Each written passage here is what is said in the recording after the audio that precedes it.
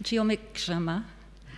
Sehr geehrte Damen und Herren, Sie haben sicher schon vom Lautarchiv der Humboldt-Universität gehört. Vielleicht kennen Sie sogar den schmalen Lagerraum im ersten Stock des rechten Seitenflügels des Humboldt-Forums, der die Bestände dieser außergewöhnlichen akustischen Sammlung aufbewahrt.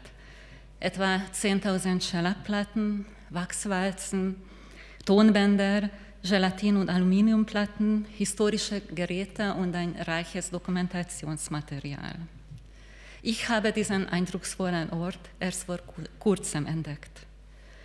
Meine Bekanntschaft mit Sammlungsleiter Christopher Lee verdanke ich dem ungarischen Literatur- und Sprachwissenschaftler Robert Gragger.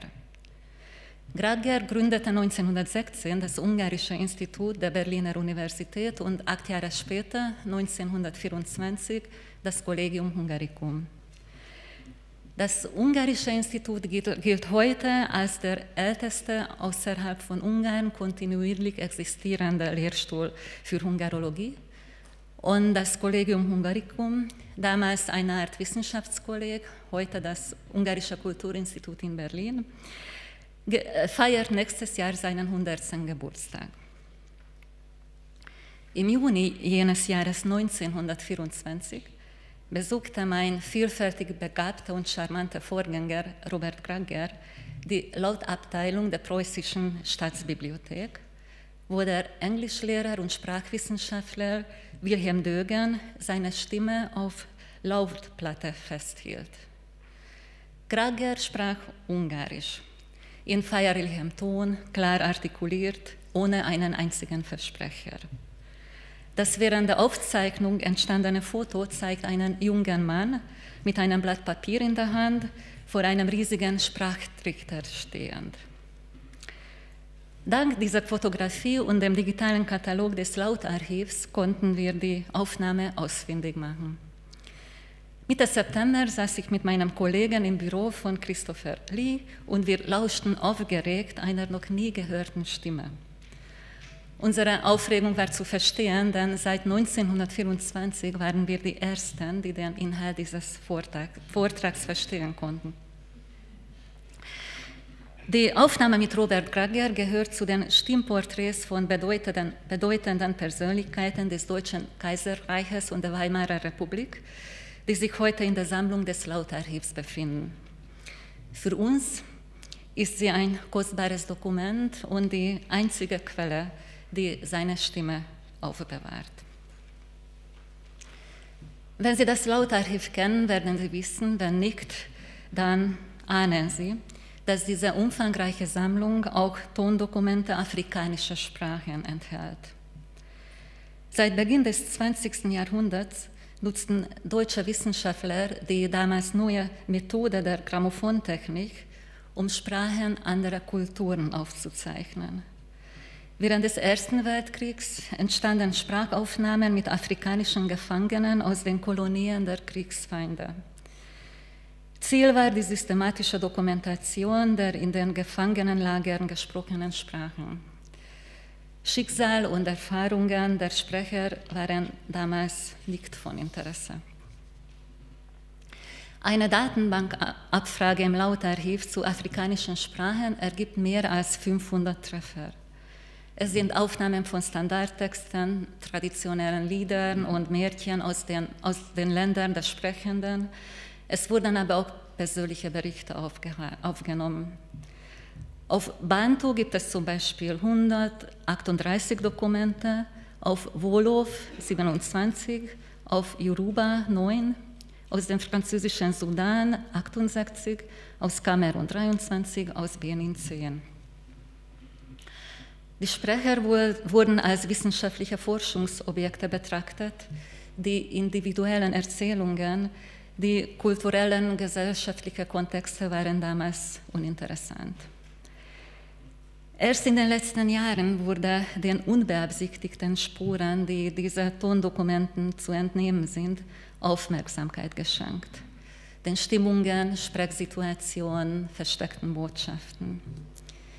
Diese individuellen Stimmen gilt es heute zu übersetzen, zu analysieren und in historischen Kontext einzubetten. Stimmen hörbar zu machen, die bisher nichts zu sagen hatten, Geschichten zu erzählen, die bisher nicht gehört werden wollten. Um das Hörbarmachen geht es auch bei der diesjährigen Translationale. Sie lässt die Stimme von Afrika und die afrikanischen Sprachen selbst erklingen.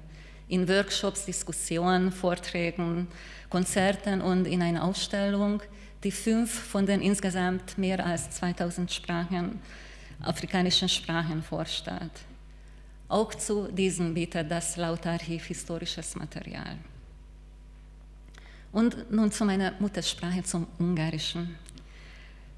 Dieses Jahr gibt es einen einzigen Programmpunkt aus Ungarn, der zwar auf den ersten Blick nicht viel mit Afrika zu tun hat, auf den zweiten aber umso mehr. Unter dem Titel Klimawandel transmedial übersetzen diskutieren morgen Vormittag ab 11:30 Uhr die Lyrikerin Anna Zilohi, der Übersetzer Owen Good und die visuelle Künstlerin Rita Süveges über die transmediale Übersetzbarkeit postanthropozäner Weltansichten und die Rolle von Übersetzungen bei politisch-ökologischen Diskursen. Für die Idee und Gestaltung dieses vielversprechenden Festivals, was wir dieses Jahr zum 3. Mal beherbergen dürfen, möchte ich mich ganz herzlich bedanken beim ganzen Team von Translationale, namentlich auch bei Asmus Trausch, Anina Lehmann, Dorota Stronska, Aurélie Morin, Wangũi, Goro und Henning Bochert, sowie bei meinen Kolleginnen Caroline Kerkhoy, Zoltán Demeter, András Schwarba und Balint Fehér. Ich danke zudem Sammlungsleiter Christopher Lee, der heute zu meiner Freude auch bei uns sein kann, für die professionelle Betreuung unserer Entdeckungsreisen durch das Lautarchiv der Humboldt-Universität. Szeretettel köszöntöm Önöket a Translationale idei eseményein. Welcome, Karibu, willkommen zur Translationale Berlin.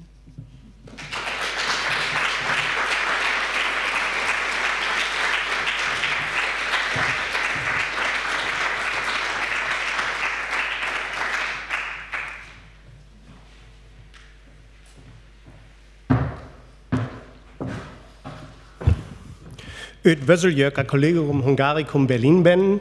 A warm welcome to everybody. Karibuni qua vote und herzlich willkommen hier im Collegium Hungaricum und im Stream, liebes Publikum. Wir freuen uns sehr, mit euch und Ihnen heute das 4-tägige Festival für Literaturübersetzung, die Translationale Berlin 2023 festlich zu eröffnen.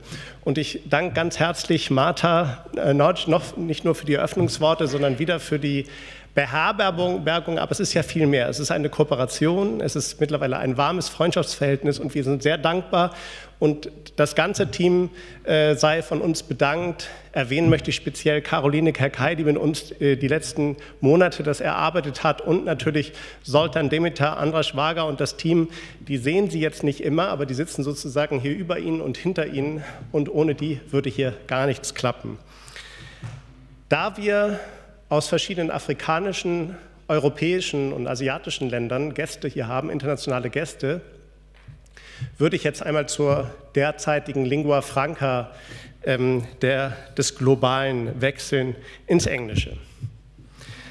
So we, the team of our festival, are happy and delighted that we can now open the Translationale Berlin for the third time with you.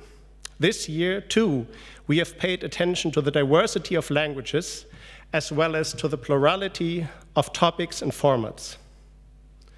This festival will be about interesting subjects worth hearing and thinking about, such as, and I give you just a little outline of what you may expect in the next days, the translation of war experiences and of texts on war from Ukraine, on the use of translation machines like artificial intelligence, as well as on the sensuality and physicality of translation, on the translation of scientific, academic, poetic, and of graphic literature, of the importance of translation for the development of theories on the one hand, and for the public sphere of political, ecological discourse on the other.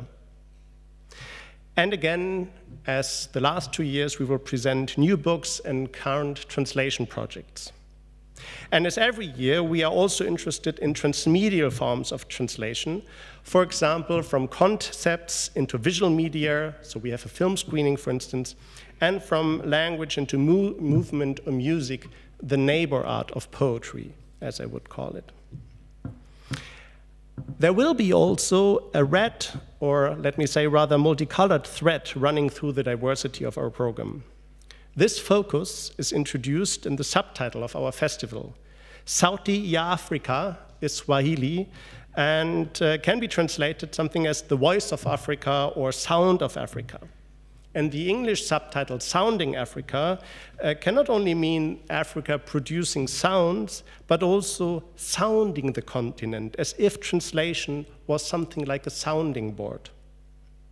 We would love to invite you to listen to voices from this great continent and African languages and discover a bit more of the literary and cultural richness of Africa's diverse traditions with over 2,000 languages. This is almost a third of all languages we have on Earth.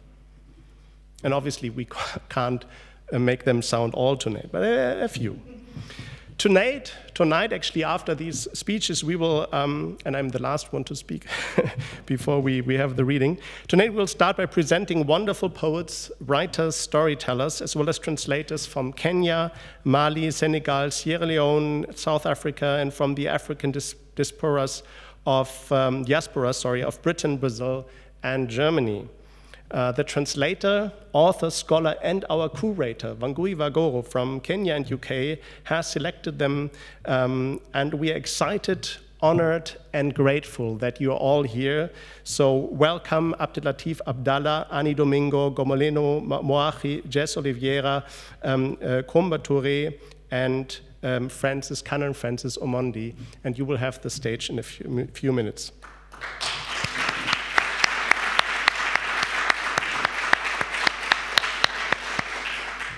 Jess Oliveria will not only read her poetry later, but also give the festival address of the echoes of African language influences and translations within the context of the Black Atlantic. That's on Saturday night. We'll talk about the reasons why translations from African countries and languages are so rare. We will discuss about intersectionality in African languages. We'll explore multilingual writing, including African authors, and talk about translating the Nobel laureate Abdul Razak Gurnah in Swahili and German. We will present new translations of Phyllis Whitley and Alex Pauline Gumb, offer workshops for translators to learn more about Swahili, Luo, Sierra Leonean, Creole, Sesotho, and Wolof. And if you haven't heard them, or if you are not familiar with them, you still can register today. Just talk to one of our team. We will also listen to the sounds of the Western African instrument balafon. It's a kind of xylophone played by Ali Keita from Ivory Coast. And a very special event will take place tomorrow night with Uma Katrina Esau, the last living fluent speaker, like mother tongue speaker, of the South African language Nu. It's a very old and one of the most complex languages on Earth, and she's the last speaker. She will join us from Upington in South Africa and talk with Tom Guldemann and Christfried Naumann as moderators here on stage. They are from our partners of the Seminar for African Studies at Humboldt University, Berlin. As a final event on Sunday, we will have a premiere of Ngugi wa Thiong'o's and Misia Mugo's play, The Trial of Dedan Kimathi, translated into German for the first time by one of our curators, Henning Bochert. Multilingual actors will read various scenes from that play. And last but not least, we'll present a small exhibition downstairs on African languages and with kangas, and what are kangas you will see. After this event, we all will go down. You will be invited for some drinks and food and a reception, and we will officially open that exhibition. We see translation as poetic and artistic activity that is always situated in an ethical and also political realm. in a context. And this is the reason why we last year responded to the Russian full-scale invasion of Ukraine by inviting the Ukrainian translation festival Translatorium for a series of events. And I'm very happy that the festival, Tanya Rodionova and Julia Didoka, and also tomorrow Zvinka Pinchuk will be part of the festival and of Sharing Pool, the meeting of international festivals that's taking place parallel to our program. And also this year's program is also about various important topics that can be called political. What we could not respond to with our program, however, is the war in Israel and Gaza. We know that cultural events in Germany, such as this small festival, have no measurable influence on political conflicts or wars anyway. And yet, we find it important to send a clear signal to you and everyone who's listening to us, because we are moved by the situation just as we are moved by the war in Ukraine and other current geopolitical events. So let me say, particularly tonight, that we do condemn the bestial attacks and murders carried out by Hamas on 7th of October in this year. These days, around this night, around the 9th of November, mark the 85th anniversary of the November pogroms under the National Socialist reign of terror in Germany and Austria. On that evening, 85 years ago, synagogues, shops, institutions, and homes of Jewish people were looted, destroyed, and set on fire. Thousands of Jews were interned, and many hundreds died. Today, we want all Jewish people to feel safe here with us in cultural institutions and throughout Germany, Europe, and the world. And at the same time, we firmly reject any anti-Muslim racism and the equation of all Palestinians with Hamas. And we demand the recognition of international law and human rights everywhere, in Israel as well as in Gaza and everywhere else. Now, we may only hope as translators and organizers of festivals that the art of translation may keep a certain space of understanding, the potentiality of dialogue open when it is closed in many places due to pain and suffering or hatred and violence. Part of the art of translating is actually recognizing the other in one's own. Without empathy and subtle listening, no real translation can succeed, especially not in a literary one, And this also applies to in a broader sense. Translating is an activity that is prepared to have languages for each other. It ensures that we can inhabit spaces together in our glossodiverse world. In this sense, may the festival inspire all of us. And now, before we start with our great performance and reading, let me just briefly invite our team, my colleagues who helped to develop and realize this program of the festival, to take the stage. Please welcome with me Wangũi Goro, Anina Lehmann, Orly Morin, Dorota Strunska, Henning Borchardt, and Janina Endele.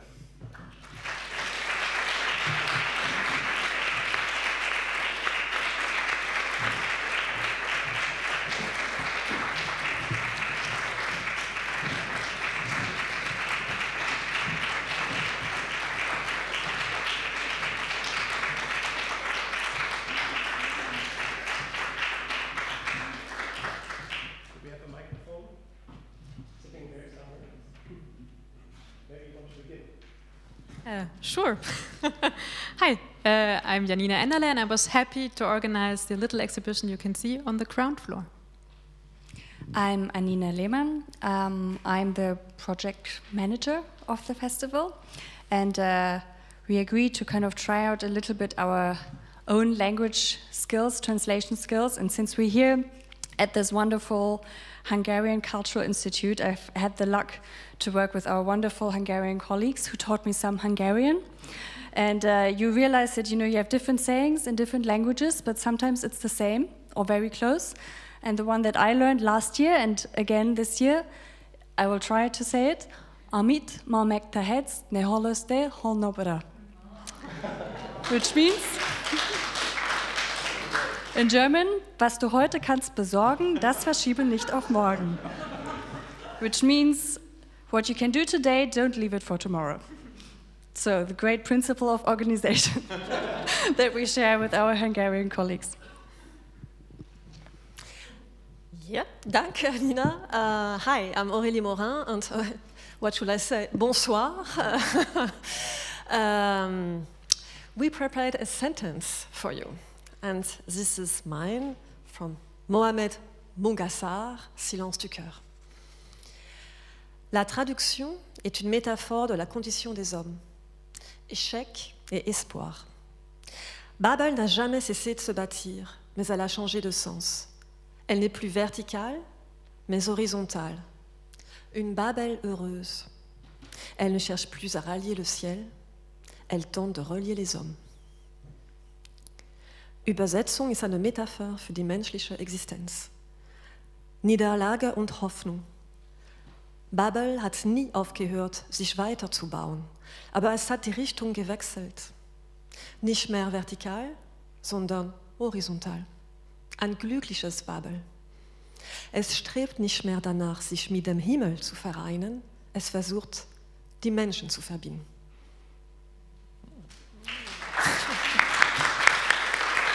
Ich kann gerne mein Buch ausleihen.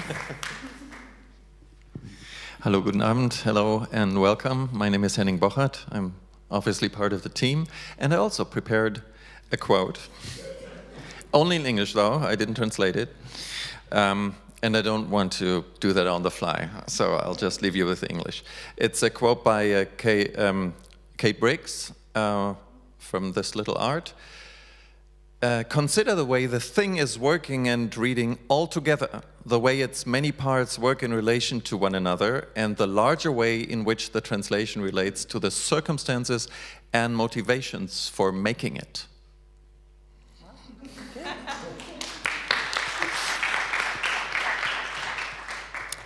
Hallo, und ich heiße Dorota Stroińska und bin natürlich auch ein Teil von diesem wunderbaren translationale Team. Und ich habe auch ein Zitat vorbereitet von einem französischen, fantastischen Philosophen auf Deutsch und auf Polnisch. Poza tym, czy bez próby obcego bylibyśmy w stanie odczuć obcość własnego języka? Wreszcie, czy bez tejże próby nie groziłoby nam zamknięcie w cierpkim monologu, w samotni wypełnionej tylko książkami? Cześć zatem językowej gościnności. Und wären wir denn ohne die Prüfung des Fremden für die Fremdheit unserer eigenen Sprache empfänglich? Wären wir ohne diese Prüfung nicht letzten Endes bedroht davon, uns in die Bitternis eines Monologs einzuschließen, allein mit unseren Büchern? Ehre also der sprachlichen Gastfreundschaft.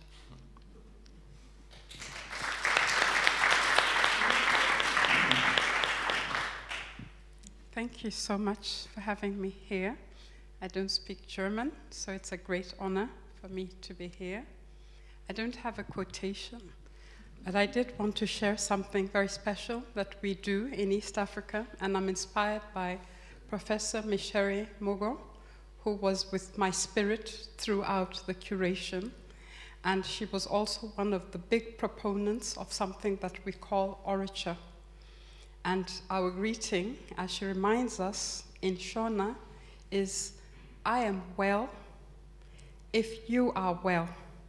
So I'd like you to practice both to the person who's next to you in whatever language you speak and say to them, I am well if you are well.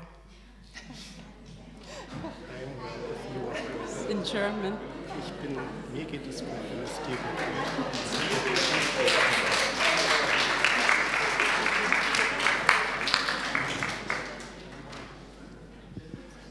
Asante. Thank you so much.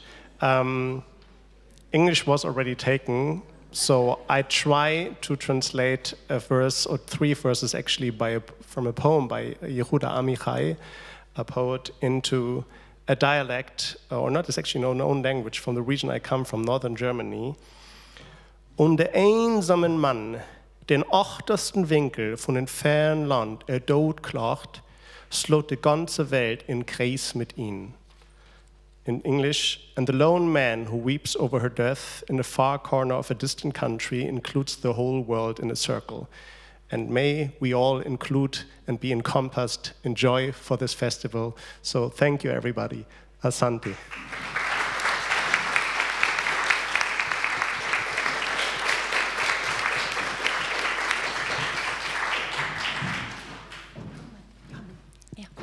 So, please stay here for a wir möchten gerne noch Martha, dich nochmal auf die Bühne bitten und Caroline. Caroline? Ist sie da? Ja, da, hallo. Und genau, möchten euch also ganz herzlich bedanken. Asmus, du wolltest auch ein Part übernehmen. Ja. Also, for you, for your curation, thank you very much.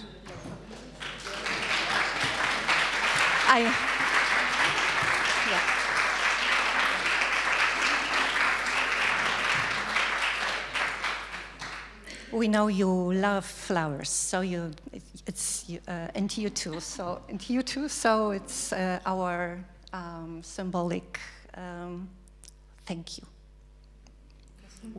Danke. Danke schön euch.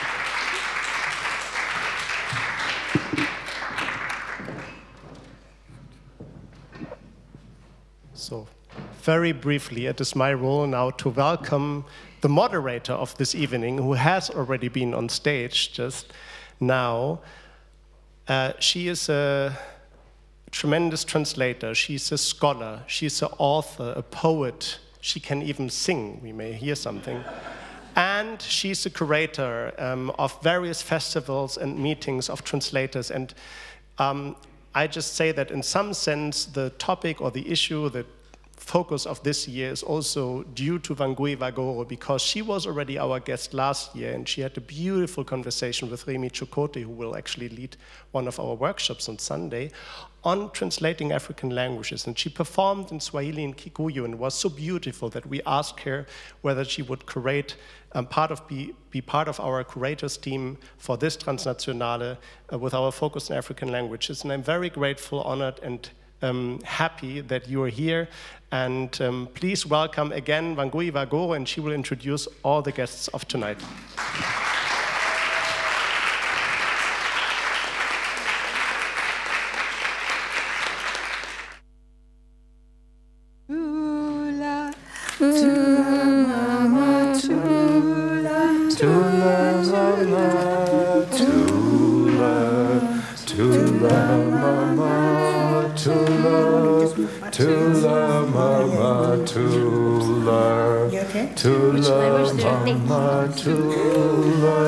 Is it Swahili or no?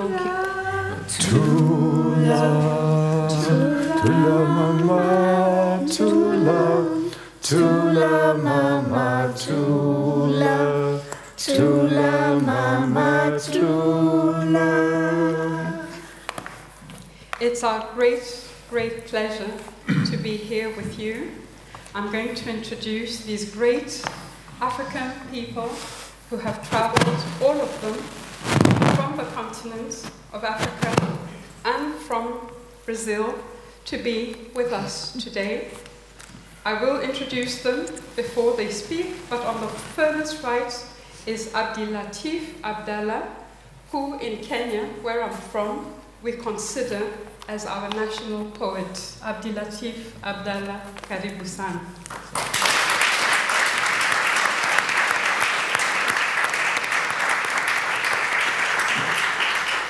Next to Abdilatif, we have Jess Oliveria, who also happens to be our keynote for this year's festival, and she has flown all the way from Brazil to be with us. Welcome, Jess.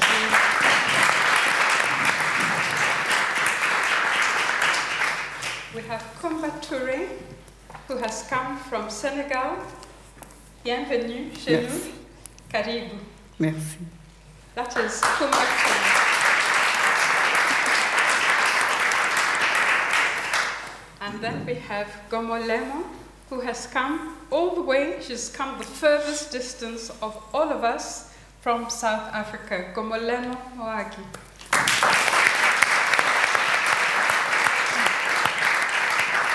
Next to her is Anni Domingo, who has traveled a short distance from London, but she has roots in Sierra Leone. Welcome.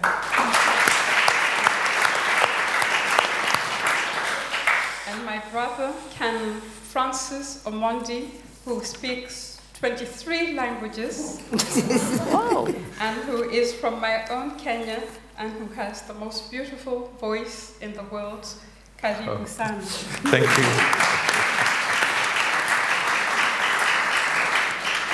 We have some videos, and we'll have people joining us live on the screen, and we will go to South Africa, where we will have Gcina Mhlophe, who was one of South Africa's greatest storytellers. She's the only human being that I know who has a day named after her. So I would like us to welcome Gcina Mhlophe.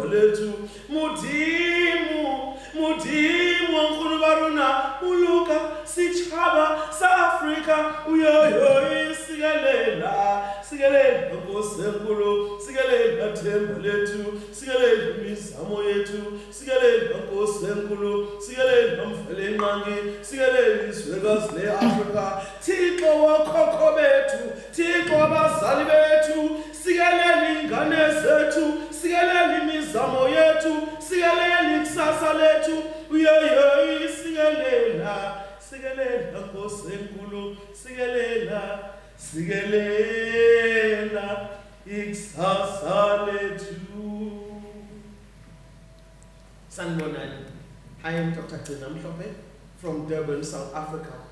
I'd like to share with you what I call history is a heavy matter. I will share with you in my mother tongue, isiZulu. Umlando into enzima. Isilo esimakhanda-khanda. Amakhanda amaningi ongeqede kwabala. Ngithe umlando into enzima.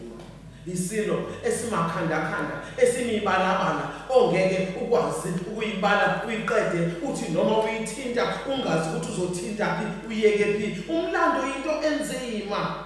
Isilo esithi uma sisondela sibheka njo emehlweni uzwe izigubhu ongazazi nokuthi zishaywa ubani zikhala ngaphakathi kuwena enhlizweni esithi gu gu esithi gu esithi gu gu esithi gu esithi gu gu esithi gu zithi kulungile sondela ngithinte ungiphulule uma uthanda uthokoze uyiqhenye uyigqaje ngomlando wakho umlando onothile umlando obalulekile liphenduke elinye ikhanda libuke lithi mana khona lapho akubona konke okuhle okukhona emlandweni wakho kukhona okubi amabibi adala sibe namahloni adala izinyembezi zigobhogoboze lapho okhokho nokhokhose sebekhumbula okuningi izigameko ezenzeka esingafisi ukuphinde sibuyele kuzona ngitheba kwethu umlando into enzima isilo esimakhanda khanda ekumele sisihloniphe ngaso sonke isikhathi. History is a heavy matter, an animal with many heads that you cannot even begin to count. History is a heavy matter with so many colors you cannot even begin to count them. But sometimes it smiles and looks you straight in the eye and say, yes, come close. You can look at me. Yes, you can feel the drums that are beating deep down in your heart. Going go, go, aziti go, aziti go, go, aziti go, aziti go, go, aziti go. The drums, you cannot even say who's beating them, but it is history. The history that says, come close. You can touch me if you like. You can even caress me. You can even remember the richness, the wealth that is your history.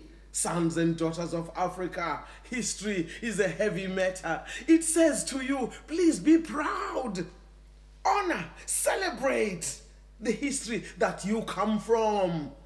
And as you are basking in all that glory, another head turns around and looks at you and says, stop, stop right there. It is not all glory and beauty that is embedded deep in all our history. It is the kind of creature that reminds us that there have been terrible occurrences. And yes, in that history, there are painful experiences that hurt so much of our journey, our children, our mothers and fathers, things that we are embarrassed of, we don't want to repeat. I say stop right there. It is not all beauty that is embedded in your history. You see the tears running down on the faces of our ancestors because they don't want to even dare look, because they are warning us not to repeat the mistakes of the past. That is why we say history is a heavy matter. It is not all good. It is not all bad. History of any nationality. And that is the matter of this animal called history.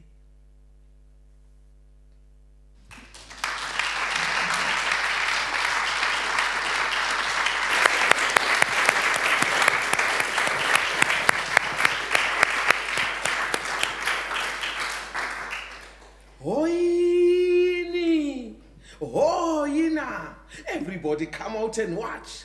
Today, the morning star shines brighter as it triumphantly ushers in a new sunrise. Finally, the day has dawned for the woman of Africa to be honored and respected for who she really is. For hundreds of years, hunger and disease have been her unwanted companions, too often made to feel like a refugee in her own home, as insults and humiliation were heaped upon her. All the battles she has fought, one after another, without any recognition. But you wouldn't say by the smile she bears to kiss the sunrise each morning. Grateful just to be alive with her children and men. Oh, her laughter, it inspires birds to sing new melodies. The woman of Africa, she hates war with all her heart. Every time she's called upon to sing and dance for one victory or another, she goes, she sings, she dances. her hips swaying longingly for all wars.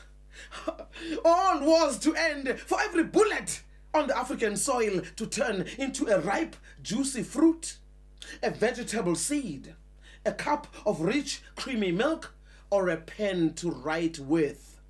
Oh, the woman of Africa wants to sing a song of love to bring back old wisdoms that will shine a new light brighter than the stars in the night sky. For all her wishes and endeavors, her tears and laughters, may the springs, lakes, and rivers of Africa sing her praises every day so she may not tire. May the leaves on every tree chant on a windy day. Halala, halala, we celebrate you. Woman of Africa, we celebrate you. Halala, halala, we celebrate you. Woman of Africa, we celebrate you.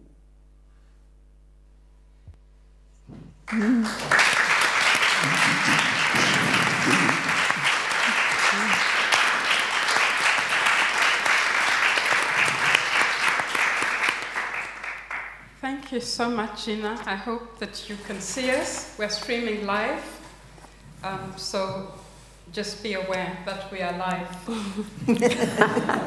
Gina has a PhD in writing and storytelling and is the founder and director of the Gcina Mhlophe Arts Heritage Center.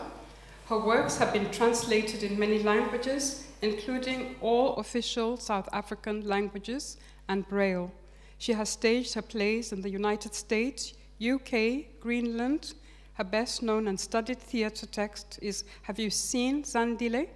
She recently self-published the book, Our Storytelling Tree, a South Africa Storytellers Directory, with the GAHT archiving for the first time the 38 of the storytellers currently active in South Africa.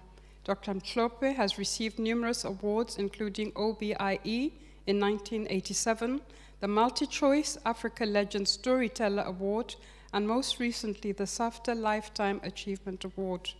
In November 2022, she was honored by the Charlotte Manyamakwekwe Institute as one of the mothers of the nation. Let us thank Gcina Mhlophe once again.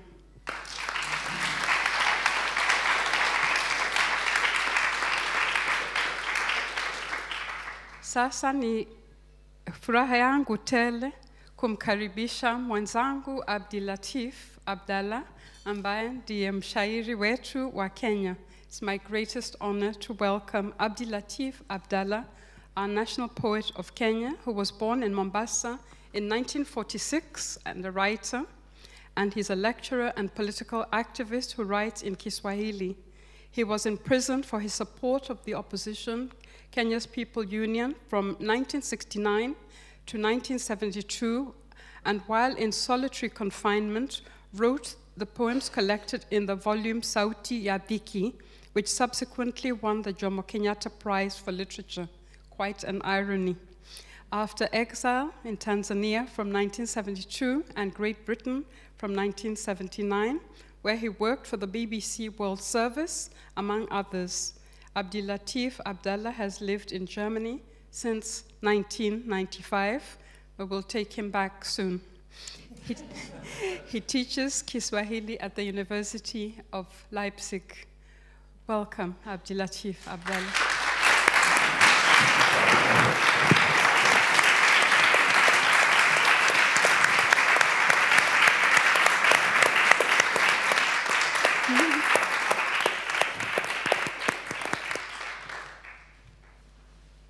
Asante sana, Wangũi. Hamjambo? Habari za jioni? Good evening.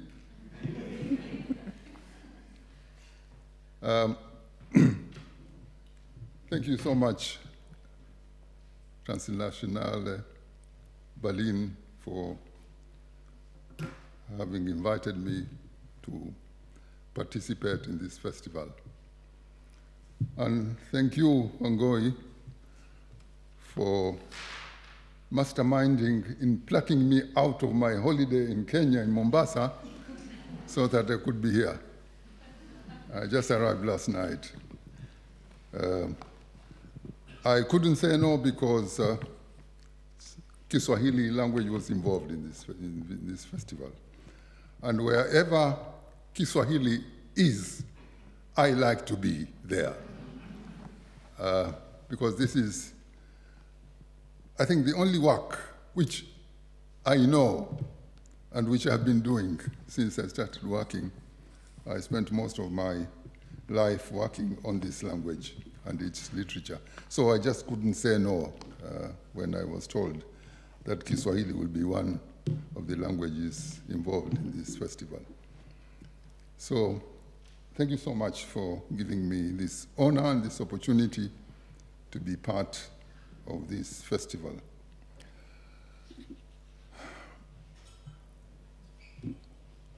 We live in a very troubled world and very unjust world.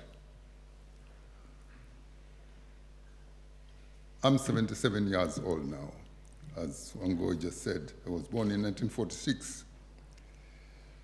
But since I was the age of 19 years old, I've been involved and active in fighting injustice wherever it is and whoever does it. As a result, of course, I paid the price for that. As she said, I spent some time in prison, in solitary confinement, in my own country, Kenya, for speaking out against injustice. So, wherever there is injustice, I have to speak out against it. And as I said, we live in a very troubled world, a very unjust world at the moment, with all these wars going on in the world. And what we were witnessing is a lot of hypocrisy and double standards. We condemn when we want to what we want to condemn and keep quiet with what we like to defend. Therefore, part of my reading, I'm dedicating it to all those who stand up against injustice wherever it is and whoever does it. All human beings deserve respect. Their lives have to be respected, whoever they are. There are no human animals. All of us are humans, fully human. So when we condemn one for violating one's human rights, we have to condemn the other as well. We have to be just. So I dedicate my reading to all those who stand against injustice, and I've selected the poems which deal exactly with that issue, speaking out against injustice. The first poem which I'm going to read is called Kuno Kunena, this speaking out. I was, as I said, I was in prison for speaking out against injustice in my own country. For those who were in power, when they started to be dictatorial, I just couldn't stand them. I spoke against them, and they put me in prison. Now, Kuno Kunena is about speaking out. I'm glad that we're going to have translations of what we are going to read.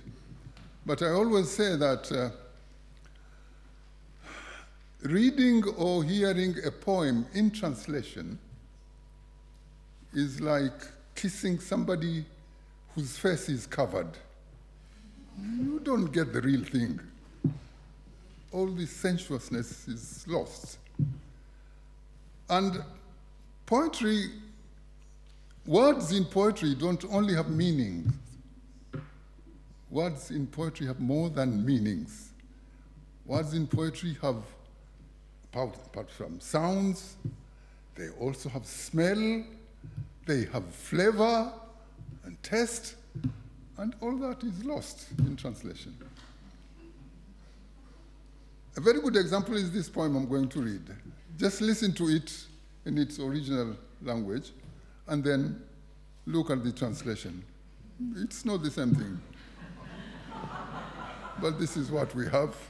We'll make use of the language of all languages, which is translation, and at least to try and understand what is being said. So, kuno kunena. Kuno kunena kwa nini kukanikomea kuno? Kwani kunena kunani, kukanshikwa kani vino, kani sona kiini, na kuninunia mno, kana manako kunena, kuonekana ni kui. Kana nakuku kunena kunena kakutakiwi, kuna wanako kuona kunena kwamba sikui. Kunena wakikuona, kukuita kawakawi, kunena kana kwanuka ni kukome kukunena. It's dead.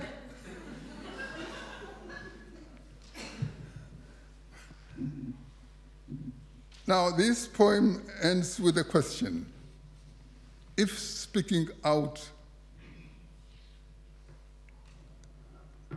some people don't like it, should I keep quiet? The answer to that question is in the next poem, called Siwati, meaning I will never abandon my conviction. As I said, I've been involved in the speaking out against injustice for more than, since when I was 19 years old, and I'm too old now to betray my principles and my conviction. That's why I keep on speaking out against injustice. So Siwati, I'll never abandon my conviction. Siwati nshishielo, Siwati, kwani niwate. Siwati nililo hilo talishika kwa vyovyote. Siwati ni miminalo hapano au popote, hadi kaburini sote miminalo tufukiwe. Siwati ngaadhibiwa adhabu kila mifano. Siwati ningaambiwa tapawa kila kinono. Siwati lililo sawa silibandui mkono, hata ningaumwa meno mkono siubandui. Siwati si ushindani mukasema na shindana. Siwati ifahamuni sababu ya waungwana. Siwati ndangu imani ni ithaminio sana, na kuiwata naona itakuwa ni muhali. Siwati nimeradhiwa kufikwa na kila mawi. Siwati ningaambiwa niaminio hayawi. Siwati kisha nikawa kama nzi, hivyo siwi thama na kariri siwi, na Mungu nisaidia.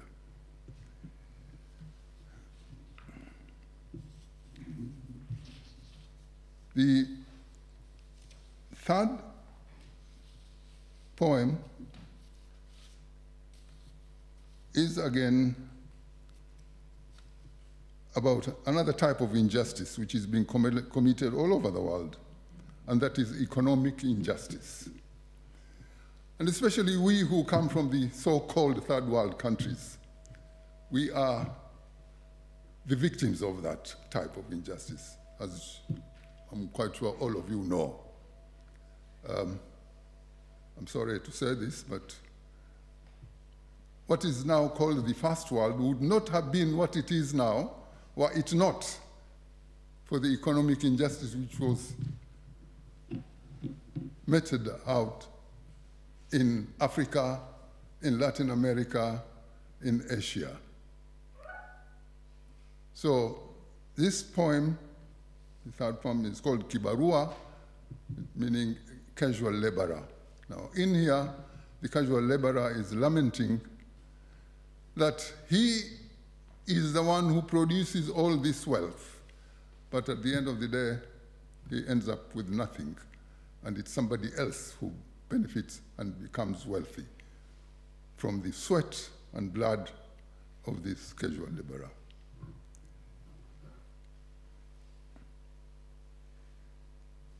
Kwenye shamba hilo kubwa, asilani hakunyi mvua. Ni kwa matone ya jasho langu ndio hunyweshezewa.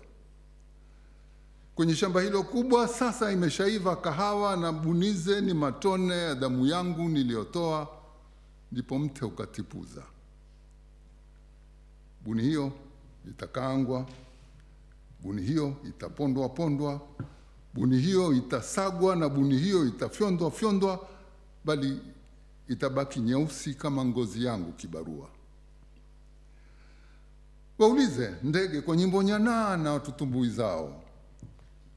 Iulize na mito kwa furaha maji tiririkao.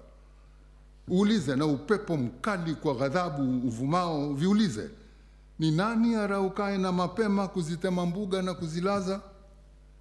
Viulize, ni nani akweaye minazi hadi tangu kuchapo hadi kulingiapo giza?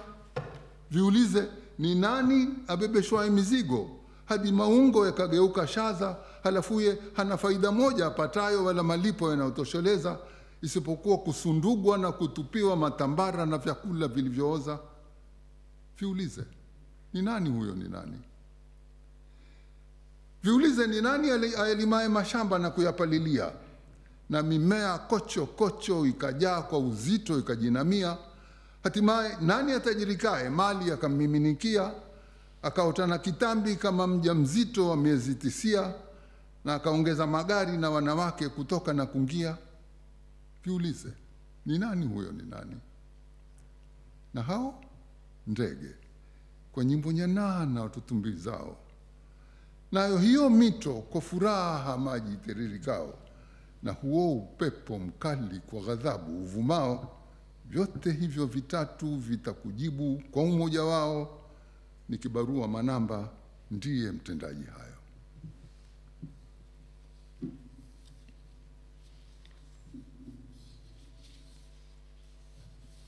The next poem, we digress a little bit and move to another field of life. It's called Miba ya Waridi.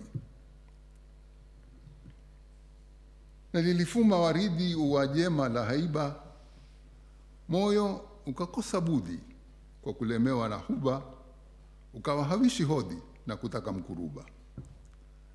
Haonywa ni tahadhari na la waridi miba, hambwa itanihasiri na kunikusa msiba, hajitia ujasiri na mwingine no ujuba. La waridi halitunda, likawa changu kikuba, halinweshezea nyonda nisilihini rutuba, kumbe na jauma chanda nisaze kuomba toba. Likanitia jaraha na maumivu sihaba, ikadhofu yangu swiha ingawa hila hishiba, nikawa kumahamaha madhila yakanikaba. Miba ya hilo waridi ndio ilionitibu, mishono isoidadi ikaigubika gubu, jaraha likaburudi zikanywea zangu tabu. The last poem, since we were told we only have 10 minutes, and I think I've already used up them. So the last poem is, we're going to do it the other way around, because I've been reading in Kiswahili, and you have the translations in German, so translated into German. But this time, it's a German poem, which I translated into Kiswahili, and it is by Goethe. I think you all know it. Wanderer's Nachtlied.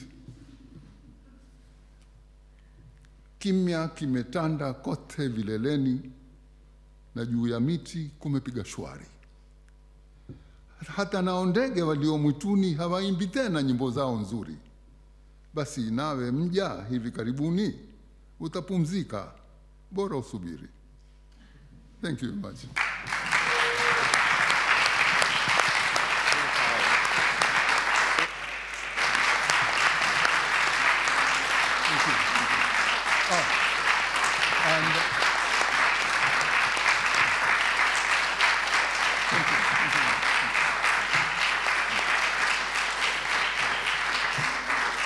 By the way, for those who are interested, there are some books there if you would be interested in buying.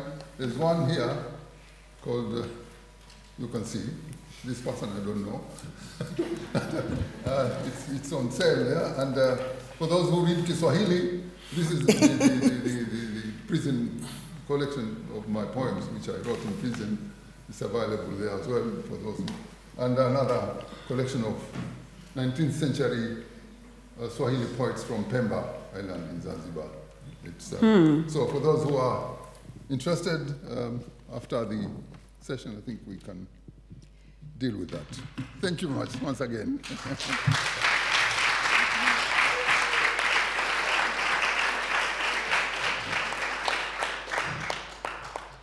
Isn't that wonderful? Thank you so very much, Abdilatif Abdalla. I'm a bit homesick. First of all, I must apologize because my phone was ringing. 3 days ago, I was very sick in my bed. I didn't think I was going to be able to come. And because I was afraid of missing my medication, I put my alarm to remind me to take my medication. So that is why you heard my phone ringing at this time. I apologize. But we're going home now to Kenya. It's my great pleasure to introduce Jane Bosibori Marando Obuchi. I should say here to you that all of us here, we did not grow up learning our languages at school. From the youngest one to the oldest one, because of coloniality. To this day, except in South Africa, and even there, very narrowly, our African languages are not taught at schools. So while it is very enjoyable what we are doing here, it is at great cost to us as writers and speakers and translators, because it's not something that we were taught, it's something we have taught ourselves. 2 years ago, Kiswahili, which is a language which is spoken by over 100 million people, was officially recognized by the United Nations, and it has its own day on the 9th of July. So as well as having fun, we're also making history. And as you heard, we will be hearing from Uma Katrina, who's the last living language, the last living speaker, natural speaker of the oldest language on earth, which is Nu, which is part of the San languages of the Kalahari and Southern Africa.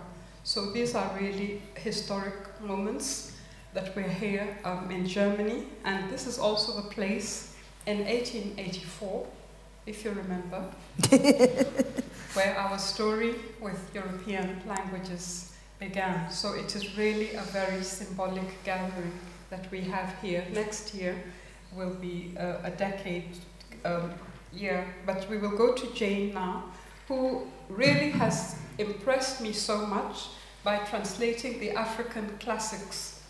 And we will also be joined by Ida Hajivayamis, who has also translated, who by coincidence happened to be the Nobel Prize winner Abdul Razak Gurna. She has translated him back from English and taken him back home to Kiswahili. So we'll be hearing from her during the course of this festival. So Jane is a Kenyan writer, researcher, and educator. Jane is the first internationally recognized writer in Ekegusi language. Her research interests include oral literature, children's literature, language and gender, and translation.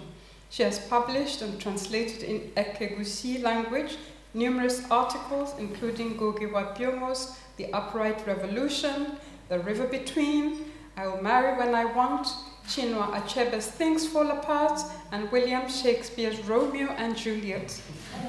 She has translated Murambi, The Book of Bones by Boubacar Boris Diop, who's a very big Senegalese writer. And she has also translated the Dakar Declaration Museum of Black Civilizations into Kiswahili and Ekegusi. She led the 2021 Itukia workshop in writing and translation in African languages, which is funded by the Ngugi wa Thiong'o Foundation and the University of Bristol. Jane, I hope that you can hear us, and thank you very much for participating. We're going to join Jane online. Thank you.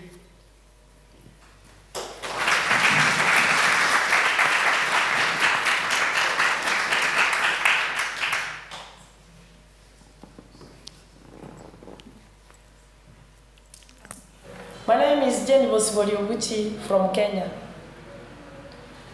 This is a Kegusi translation of Wole Soyinka's poem, Mandela Comes to Lea. In Kegusi, it's titled Mandela Ocheirerea. Ya, terrible Mandela Gateba. Was voleti boligento hio kwenaria. Nechinga tala chia nantigo igoro yo munyangongo bege singa kiaro beni. Ya, terrible rea gateba. Womanyitiboli wanchera gocherera. Na bebe bisambo kolinde teiro getio busibo malelio Pakistani. Ya, terrible rea gateba. Kwege na tikoli kevetereri. Eli ogiro mosakorwa bikanye kukolendeli enenu asetapuchi. Etochi ya rea te komisiwe mieri kurmaria basiroti. Elio ase viro biensi eli ogiro mumali ko irora mandera marara rea saribu. Etochi ya terrible prometia sia gateba. Ligenga no gotera. Bianyoli no gotiemwa. Ligenga lyo gotonu. Liate kiregwetera chiboki na tabuchi. Eli como le quieren se na ende.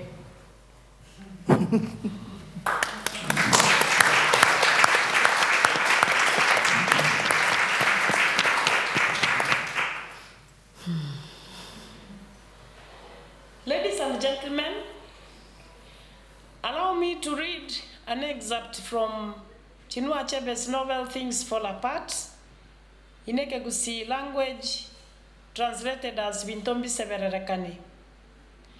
Hekara marua lenge konyugwa oyo mugwa bagotumana saba ili akatinana na kwire nerubia so Kongo. Nsakote yabanga titwa semereti moyega manene buno yoiga nigera rorekane ngati twa manyete buno moigo ito okongo nabwa tokoboko korambogete. Twensinto mo manyete. Na indi twakagereto moyego manene. Kolende nigo beiro manene mono kubwa buna twakagerete. Mbuya mono. Tikabyo nsibiri wasokia bikwirendere chintunda 10. Nere buya engakiye ekereke golia gekege koerore kengaini kubwa babo igurete kororo mondo gokore bintege koro. Umondo korangeria abamate nabairi asomoyega. Tali gokora bwerio kubatoria gokwenchara. Bonsi balene ndagera se chinga chiabo. Ekero togosangereka na twense ekero ky'omutinyi asegetigie kenyoro tali asengencho y'omutinyi. Kero omonto nabakorora omutinyi koruboye. Nigo togochama asengencho nero biya sabanta abamogokorabo. Nabo moraboli ekigekogera ngokwana yonsi. Nigo ngokwana asengencho ninde nobwo baseka goriegeke aseinwe. Akaramboro koboko kwaye gochia saba bange baikaransete. Asendenche nigo intigareti ngakienge yokomenya. Nabo igo uchendu na unachuku na emebo. Kolende ninde nobwo baseka goriegeke asengencho timomanyeti chinguru chyo kubwata naso bwiri. Timomanyeti engencho yo gokwana serio girimo. Na inde ninki engeria yaye. Gosasima gukora riguru wasaira simole. Musacha bona nabagutiga ise nabamura bamwabo. Nabakoragereria chinyasai chia baise ne chisokoro chiaye. Bunesese yo motwari eyo kali akobe balimo na goncho kero manenoye. Nabeire no bwo basimole. Nabeire no bwo basorogongo. Agaoncho kanaenda sokongo na goteba. Mbiya mona asogo tosangirire kanyamo.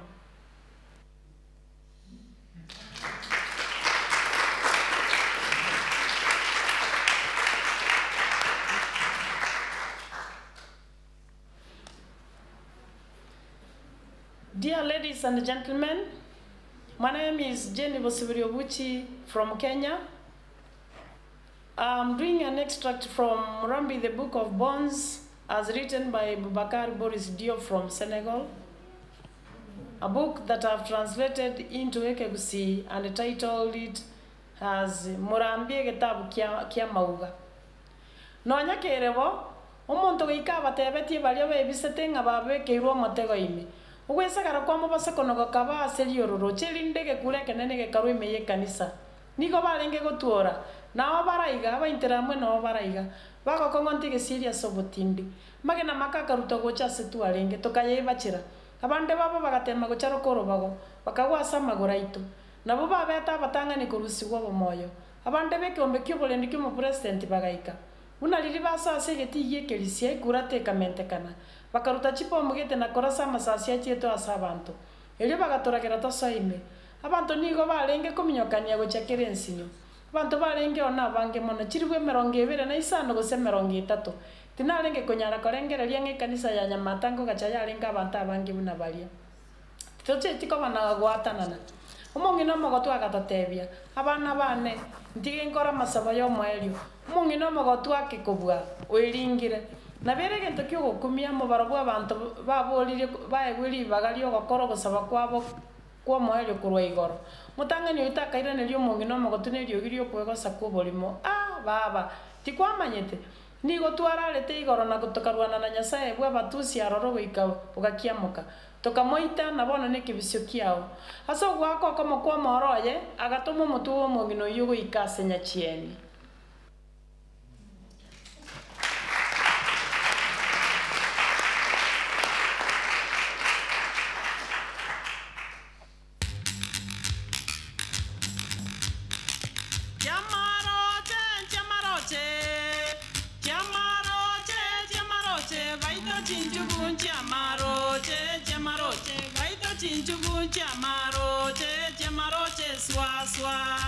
Eswa nyali kamoro obe nyali mogongo choma mochichori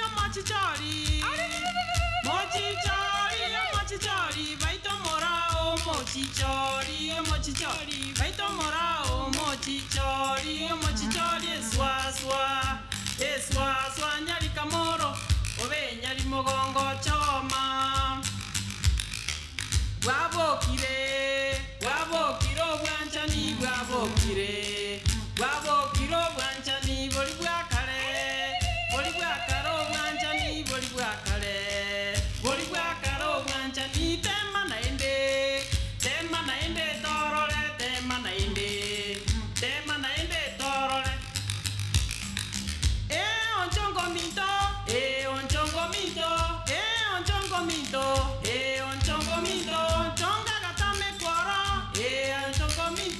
chonga gatame kwaro onchongo minto nyatundo nyalisinange okwanyo tenyo nyatundo nyalisinange okwanyo tenyo abana baito ko nyatundo nyalisinange moita biya ko nyatundo nyalisinange ebuna lero ko nyatundo nyalisinange nyatundo nyalisinange okwanyo tenyo nyatundo nyalisinange okwanyo tenyo Jinsai komine mona limanga bokale goke Jinsai komine mona limanga bokale goke nalimanga bokale goke nyamuchere buryo bokano nalimanga bokale goke nyamuchere buryo bokano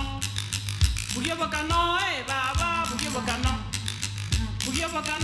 baba buryo bokane nyamuchere buryo bokano oraya chingero banyangero oraya chingero banyangero nalimanga bokale goke chingero banyangero nalimanga bokale goke buryo bokano baba buryo bokano baba buryo bokano nalimanga bokale goke mokungu siko moino kaebosi bolensiaye mokungu siko moino kaebosi bolensiaye nerakonya gosara mwaye kaebosi bolensiaye nerakonya gosara mwaye baba gosara mwaye baba gosara mwaye nerakonya gosara mwaye kerubo kama nyoncho obe kerubo kama nyoncha kaimo kamambia chunyaga sambe keiriria tobuna mokore nyangi aengae rogoronga asambe keiriria to aengae asambe keiriria to motare koira maina montigerenya boko monsuba teke ango aengae rogoronga babanya boke kiane aengae babanya boke kiano gachi gogenda roche ugati goro gena oro genoro ango aengae rogoronga ani atego kire aengae kumbe atego kire charachani ya monyoncho aengae rogoro nyabo keneke ango aengae nyabo keneke ango ke ango geta kuma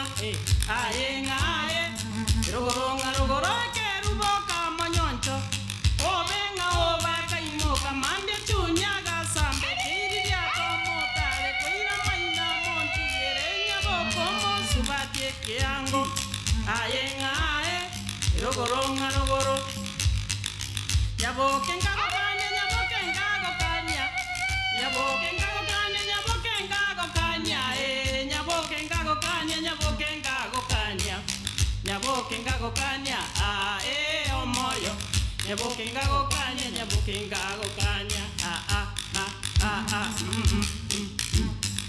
nyabokenga gokanya momuro militari nyabokenga gokanya momuro militari nyabokenga gokanya momuro militari nyabokenga gokanya momuro militari nyabokenga gokanya omoyo nyabokenga gokanya momuro militari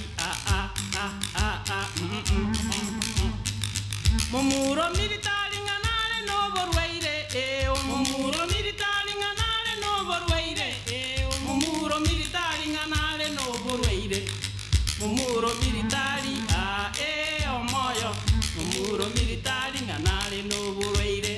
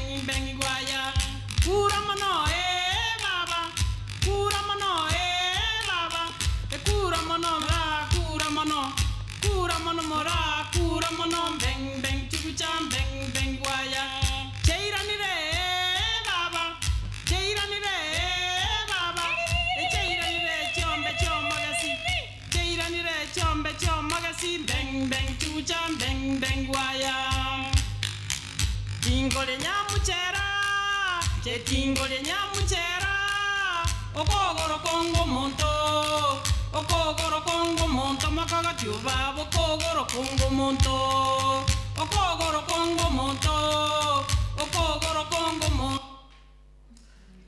Mogene chile seito nigito como I think that's mogene chile seito nigito como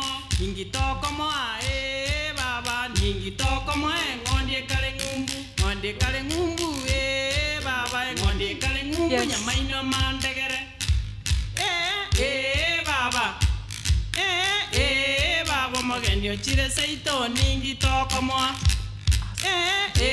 baba baba mogene chile seito ningito como kagolenya iro nenyero nyakero lenga golenya iro nenyero nyakero. As they sign off, can you join me in applauding Jane Obuchi?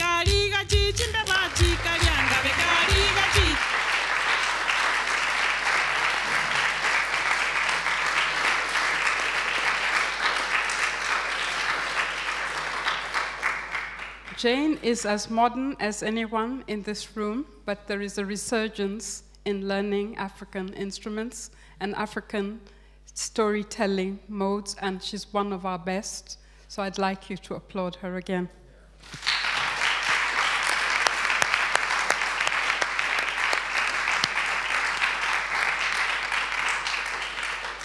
And now, believe it or not, we're going to cross the Atlantic, where there's the largest population of Africans on Earth outside the continent of Africa.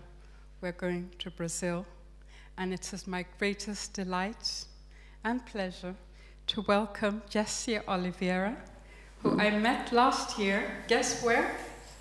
In Berlin. And it is a very great pleasure. She's a very big translator from Portuguese and into German and into different languages, English. She teaches at the University of Colorado. She's a scholar here in Germany. I did part of my PhD research here. You've just finished, so let's congratulate you for finishing. Yeah, thank you. And she will be reading to us. Jess, welcome. Thank you. Bom dia, boa noite. Boa noite. Boa noite. Welcome. Obrigada. Good evening, everyone. It's a pleasure to be here. I'm so honored to be here and so full of emotions, and seeing Jane Obuchi, who is a translator who dances and sings, is wonderful, because that's part of the things or the movements that me and my research group in Brazil are trying to think and to dance and to sing through and to translate through, because we are, as Professor Wangũi just said, a very black country, but we are all so kind of isolated because of the language we speak in Brazil, and it's we speak Portuguese there and indigenous languages, but Portuguese is the official language, and sometimes we miss hearing and talking to our siblings in the continent and the other parts of the world. And that's something that I wrote. So this poem, now I see that everything makes sense because this poem I wrote with a friend who is also my translation partner. Like, we do co-translations a lot. Her name is Bruna Barros, and I want to say hello to her if she's listening to us, seeing us.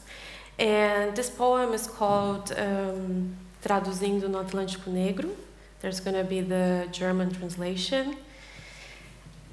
And so we're really talking about this kind of prison of colonial languages and how a lot get lost in translation when we are translating Black people from the diaspora, from the continent, and how we're trying to think across language and beyond languages, across colonial languages, to be in conversation with our siblings. So I'm going to read in Portuguese, which is not exactly an African language, but is a language spoken in Africa.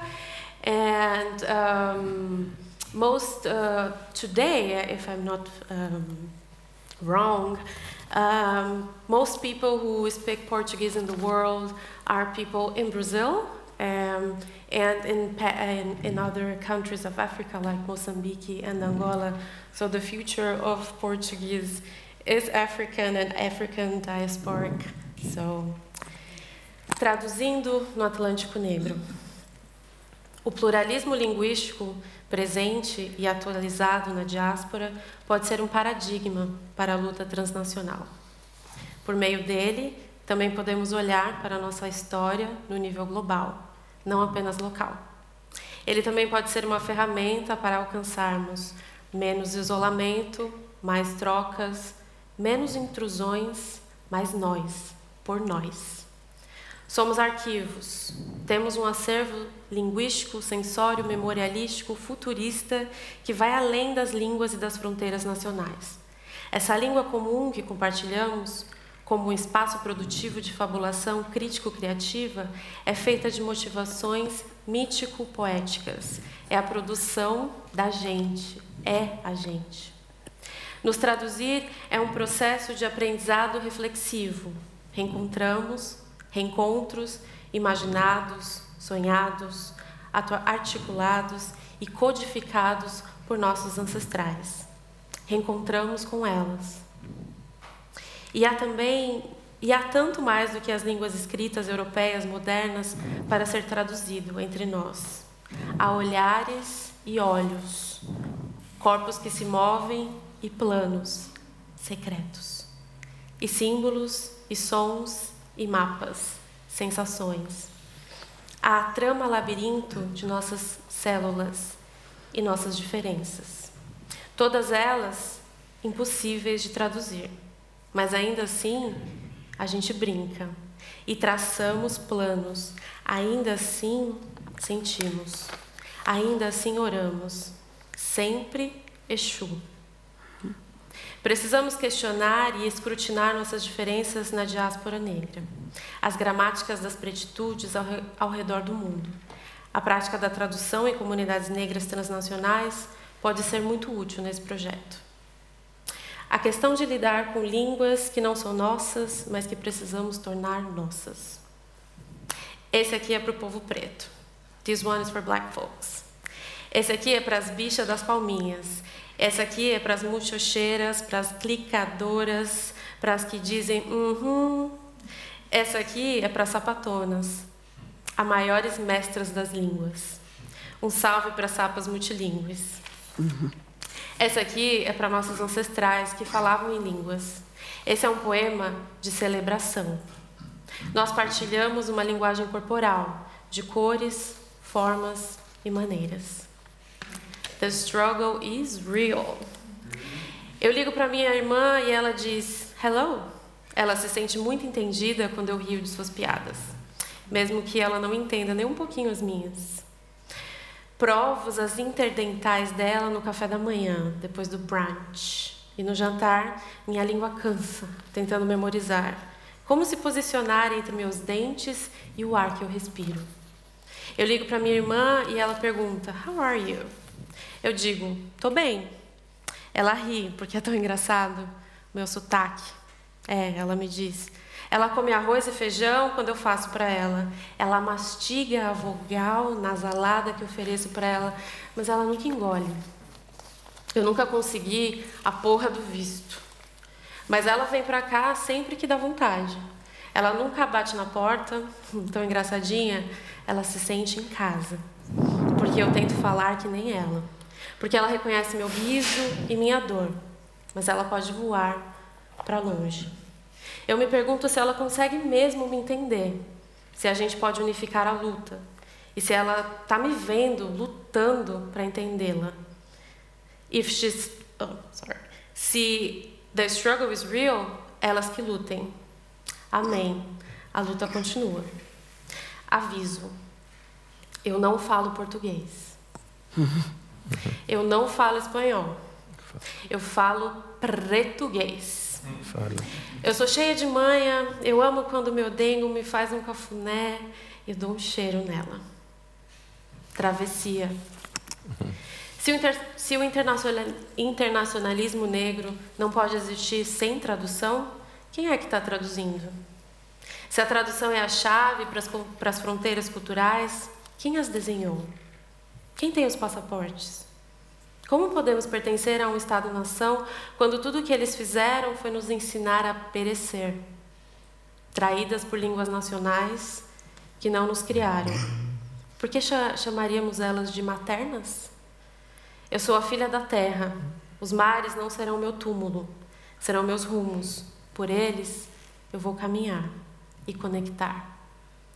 Traduzindo no Atlântico Negro, as éticas e estéticas da tradução. Encontre uma amiga que você gosta muito e uma garrafa de alguma coisa. Sua garganta vai precisar. Traduzir é conversar. Vocês podem cozinhar juntas, picando vegetais que vocês mesmas plantaram. Não corra atrás das palavras. Elas virão até você. Em vez disso, sente a brisa do mar, sente a maresia. Deixa o sol te banhar. Escute sua amiga. Crie, escreva, construa e sonha. E sonhe. E lembre. Lembre. Lembre.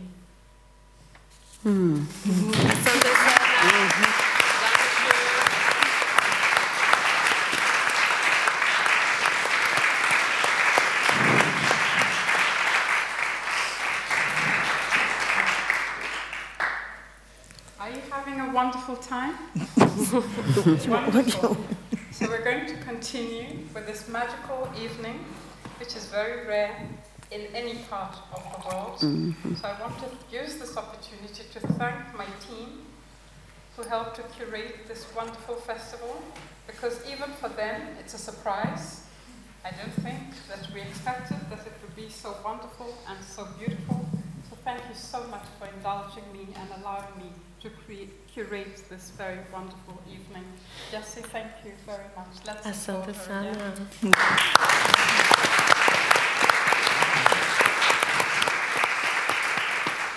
So while we're waiting for our video to be loaded, it's a wonderful video from Tulani in London. We're going to have a video from Tulani in London. So I was going to perform tonight, but because of my little cold that I have, I am not going to perform. So while they're preparing the little video, I'm going to ask you to stand if you're able to. And I'm going to teach you a Kikuyu song. And the Kikuyu song that you're going to sing is because we want to say we don't want to go away. We're enjoying listening to this. So, and I know that in Europe you're not used to doing the spontaneous thing.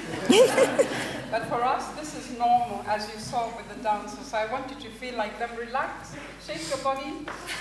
And all I want you to say is that we don't want to go, we want to continue. And all I want you to say is Lara.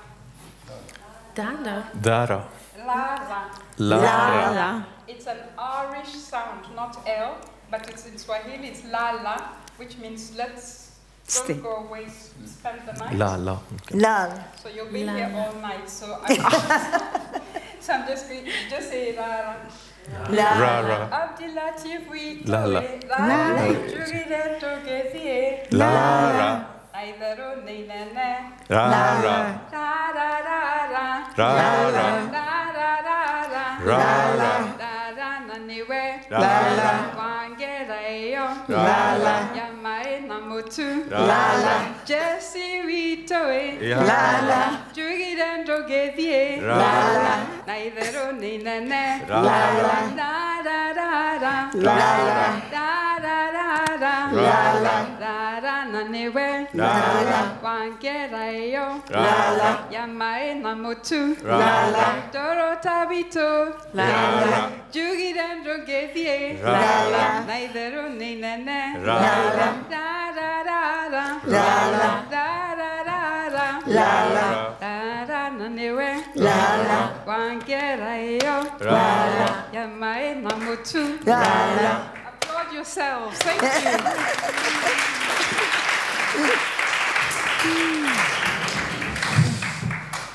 So we're going to hear Tulani. Tulani Skeef is a wonderful young woman from London. Her mother is from Southeast Asia and her father is from South Africa. He's been in exile for many years. And what she performs here is a form of translation, because although she has grown up in the UK, you will see what she can do in London. Welcome, Tulani.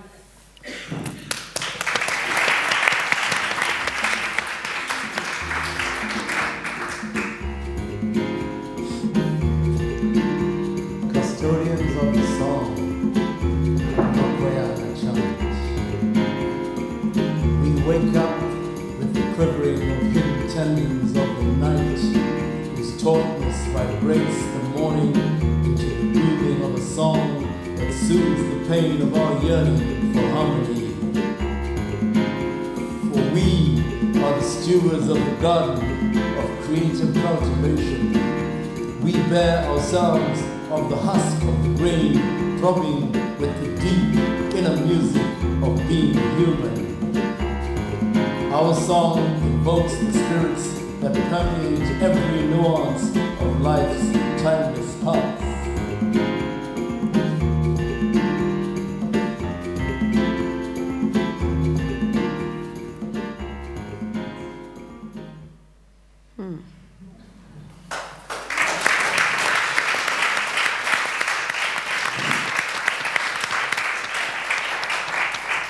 Tulani is a global award-winning dancer, so translation and language can happen anywhere in the world. So the next guest that we have today has come all the way from Dakar, Senegal. Nangadef. Maggie. That's my sister Coumba Touré, and it's a great pleasure to welcome you here in Berlin. Imagine to Coumba, I'm welcoming you in Germany. Of all places. Microphone. Coumba, I've been very privileged to work with Coumba in an organization called Africans Rising, where she was one of the founder members and where she served a 5-year term. She's based in Senegal, and she's the chair of Trust Africa organization, which is a very important organization, and she's a board member of Women Building Up and the Baobab Center.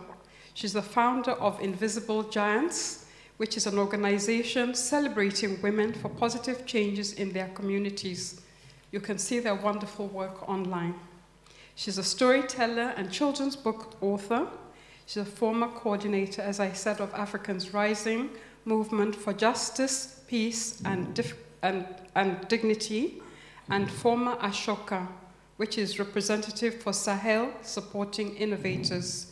She's a feminist activist, and she designs and produces a range of education materials and art events with Falia Artist Collective and with Kumbati, which is her own company through which she promotes arts and culture. And it's really something to behold. You can find it at kumbati.com. She has more than 30 years of experience in leading, implementing, and evaluating programs for social justice globally. And she's one of the most stylish people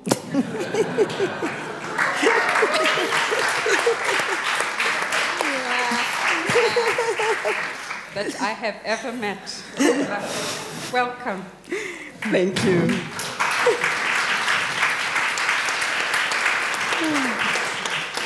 Thank you so much. I come from Senegal, but from a very small village. I don't live in Dakar. I live in Popenguine. You won't find it on the map. But I underline that because we have their collective of writers, artists. And I brought with me only one, I think, copy of this book because it's too heavy to bring too many of them. Smi Naksti Pen, a text that is 4,000 years old, written in ancient Egyptian hieroglyph, translated in about more than 12 languages in this book. And this work is done out of Popenguine, in that small village, led by an artist, a writer, one that I think is one of the most thoughtful and beautiful writer that I've known, Aikwe Arma, and the writer of 2000 Seasons, Why Are We So Blessed, Remembering the Dismembered Continent, Kemet, and many more books. But I mention this because we talk about translation, and he is a translator. Also, he's translated Teofilo Benga, African philosophy, from minus 350 years old.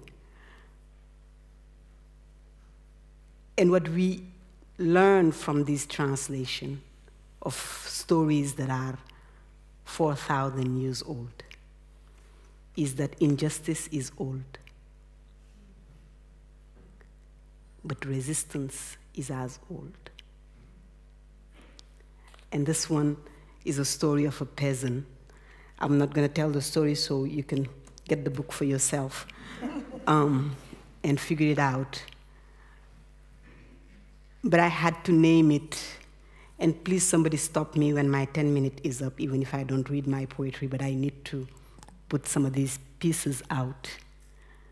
Our brother started by saying that we live in a troubled world. And there's a song by Sweet Honey on the Rock that says, We who believe in freedom cannot rest. We who believe in freedom cannot rest until it comes.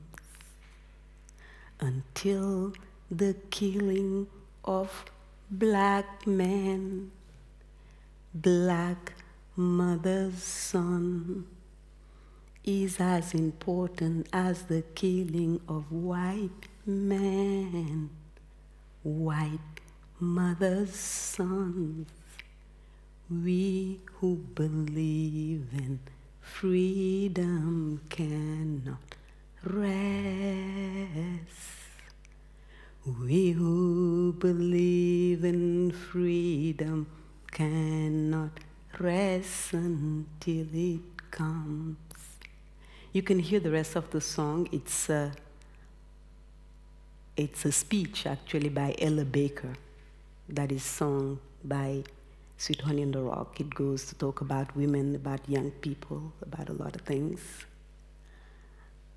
But I say this to say that in all of these wars that we are naming today, what is really taken for granted is the labor of women who give birth to these children that are sent to kill each other. What is really, really taken for granted is that we carry in our belly, nourish, breathe for, eat for, labor to give birth, so that for economic, for political, or religious reason, some people can use our children to fight each other in the name of anything. And that is something we need to get at the bottom of. That is something, as painful as it is to name this today here in Germany, it is not okay that the kids in Gaza get killed. It is not okay. It is not okay that women give birth to children that are sent to military. It is not okay. And we are Africans. We come from a people that have been oppressed, that have been colonized, that have been exploited forever. We are here to tell the world that there are other ways of being human than using people just for benefit and for money. So I might read excerpt of my poetry in Wolof, and if I get to a point where my 10 minutes is up, we can stop it. We'll have more time to read more of it.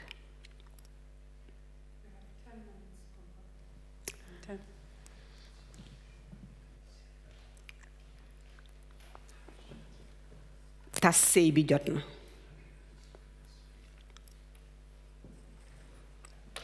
Man maay Afrique, Farafina, xemit, nekk ci sëy bu mu bëggul, bëgg tas sëy bi. Di ñaan nag baat, dama sonn ci ngàcc bi. Ànd ak samay doom ñu xiif yor ay xeer.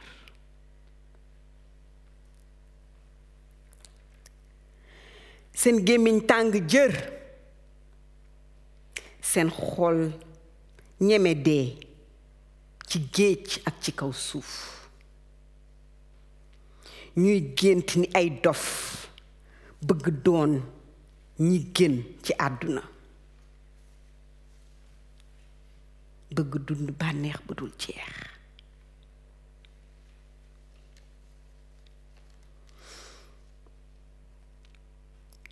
may wëlbatiku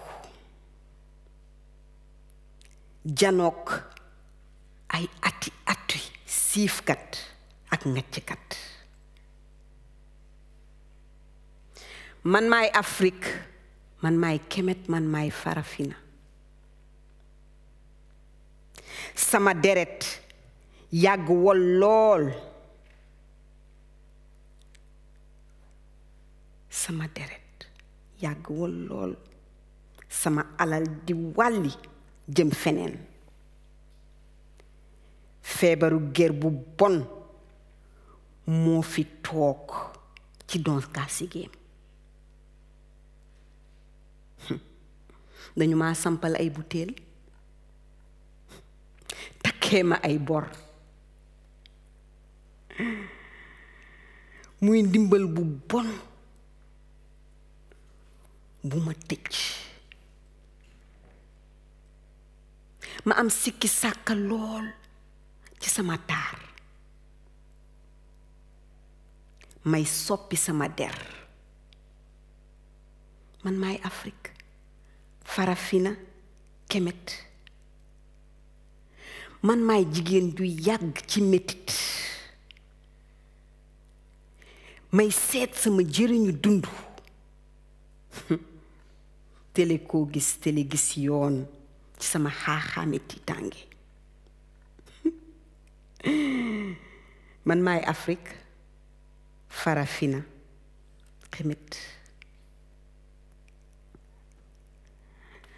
man maay kii daggat boppam kii jàmbu ak ki rey ay doomam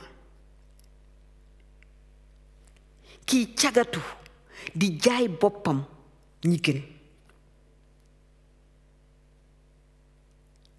ànd ak sama jiit yi nga xam ne ñi ci gën buñ leen reyee ñeneen ñi dof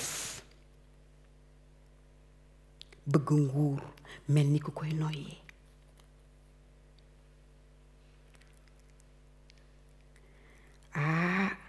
ñi nga xam ne man maa leen jox man ma gëm leen ñu may jëriñu ñi nga xam ne seetuñu lenn lu dul ñi leen wër ñi nga xam ne faalewuñu ma bëgguñu ma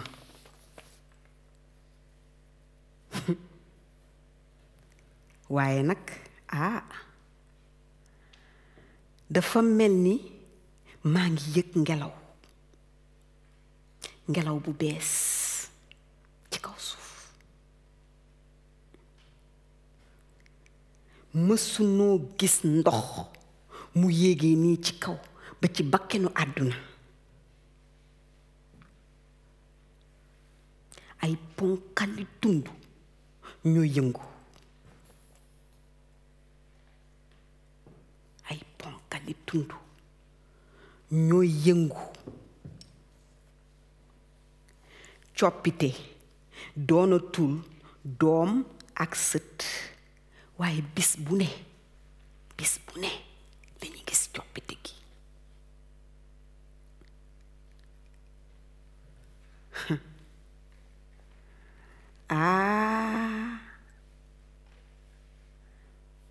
li ñu leen may suñ ko nangoo tiitaange wàlli jëm feneen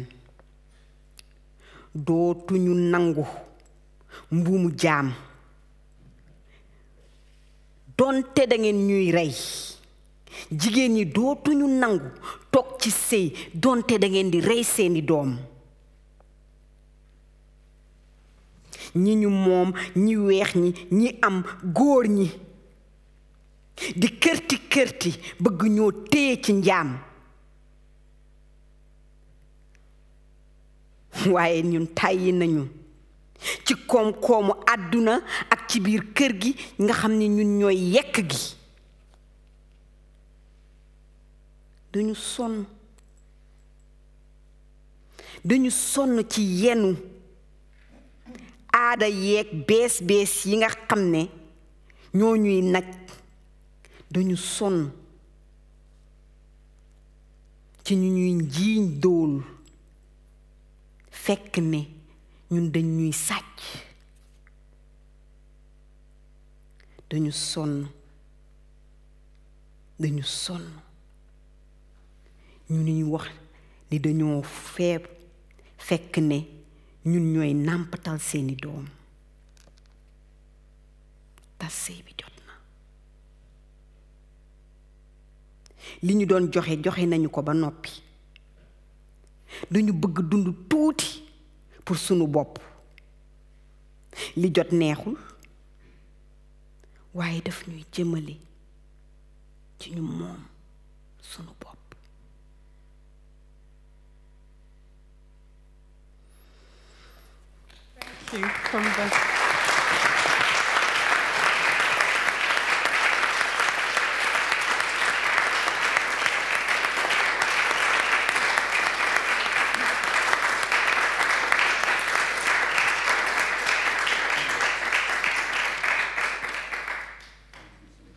We are tired of being accused of poverty when we are victims of robbery. Tired of being accused of poverty when we are victims of robbery. Thank you.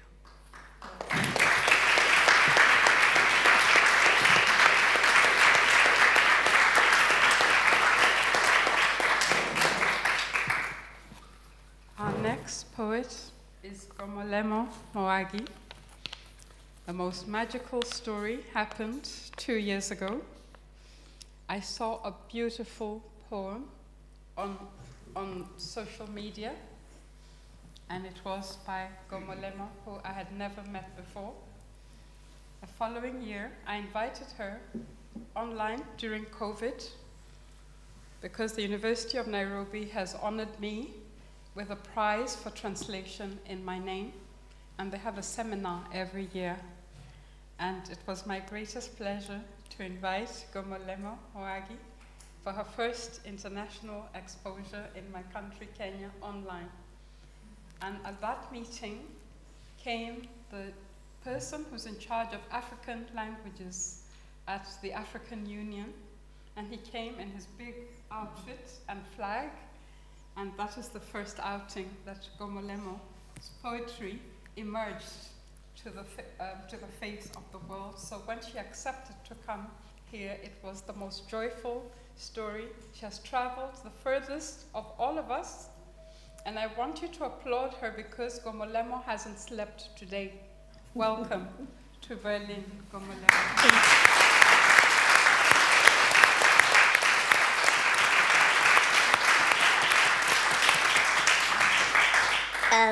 Good evening, everyone. Good evening. Can't hear you. Good evening, everyone. Good evening. So my name is Gomolemo Moagi. It's a Tswana name.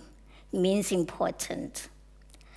So the first and foremost, I would like to thank Prof. Wangũi for the honor to invite me. Firstly, for seeing my poem on social media, and took it upon herself to give me the platform to read it to her colleagues when she didn't even know me personally, but she gave me her space and said, I don't have to read anything. You can just take my place and read your poem and translate it to us and tell us what it means. So I don't have the poem with me today, but the first poem that I'm gonna read is basically the continuation of that poem, which speaks about meaning take me back home, right?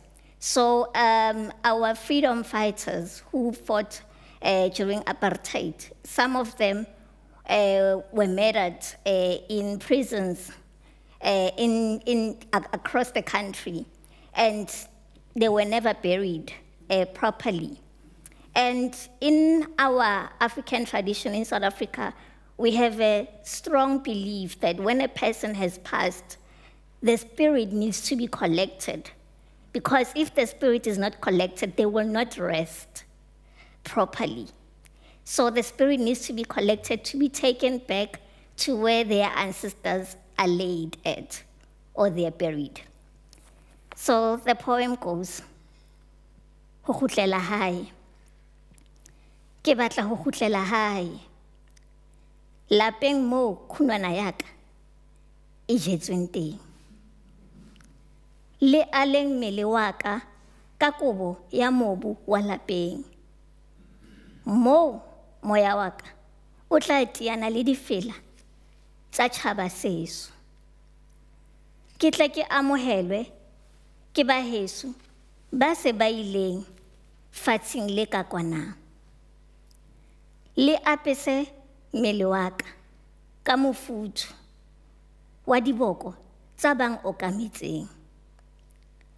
Meokgo ya ka ya kgapatseha. Mmele le moya wa ka di letse manong. Ruri ke thaba ha le nkgutlisetsa hae. Ke tle ke iphumolele ka kgotso. Ke lakatsa ho tlela hae. That's my first poem.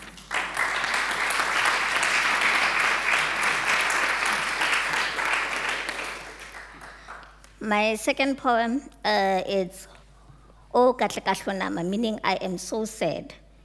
With the current situation that's happening in my country, we are experiencing load shedding, which is power cuts timelessly.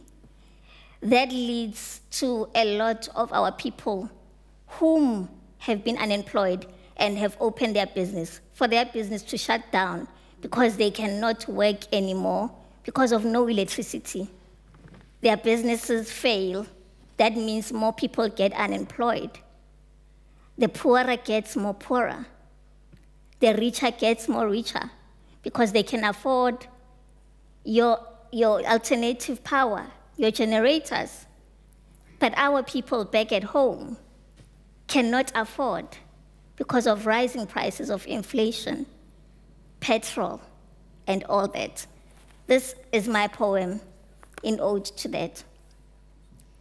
O Katlekahlonama, ke pelo bohloko ho ke sa kgoneng ho hlalosa. Hlaloso ya ka e digapa. Setjhaba sa rona se senyehile ke lefu lena la COVID. Latle la re amoha bao re ba ratang. Batho ba lahlehelwa ke maphelo ke kokwanahloko ena. Pono ya batjha ya tle ya fifala. Mesebetsi ya qibidia. Sa mobu o phonyoha matsohong. Bana ba siya batswadi.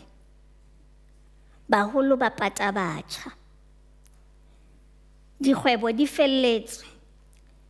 Bitsong la mabone a timang. Motlakase o nyamela bosiu le motshehare. Se ka se thutsela sa qoqolosing. Ho timeng ha mabone, jwalo ka ho dikela ha letsatsi, ke ho kwenyeha ha ditoro, dreams, dipono, visions, bokamoso, future, le boiphediso, livelihoods. O Katlekahlonama.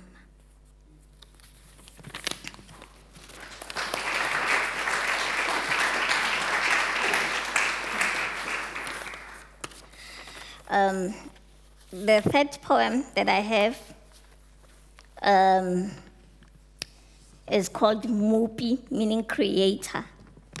In our language, our creator, we call him Tlatla Machol. Can you please say Tlatla Machol?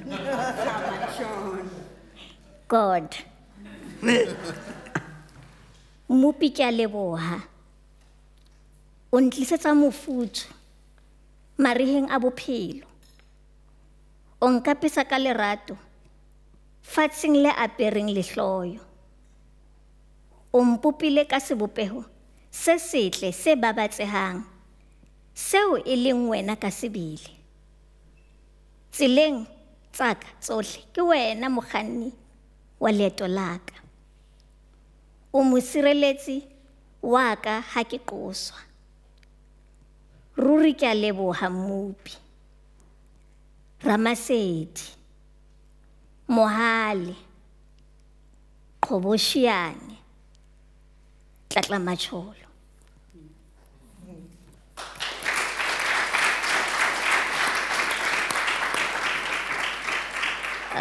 My final poem, I wanted to just bring in some light-hearted content.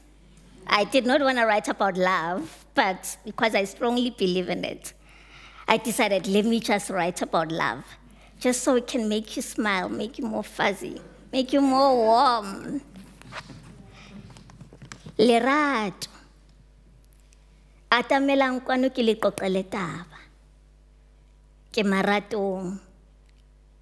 Eka o ka bula pelo ya ka o bone nyakalo e kgapatsehang.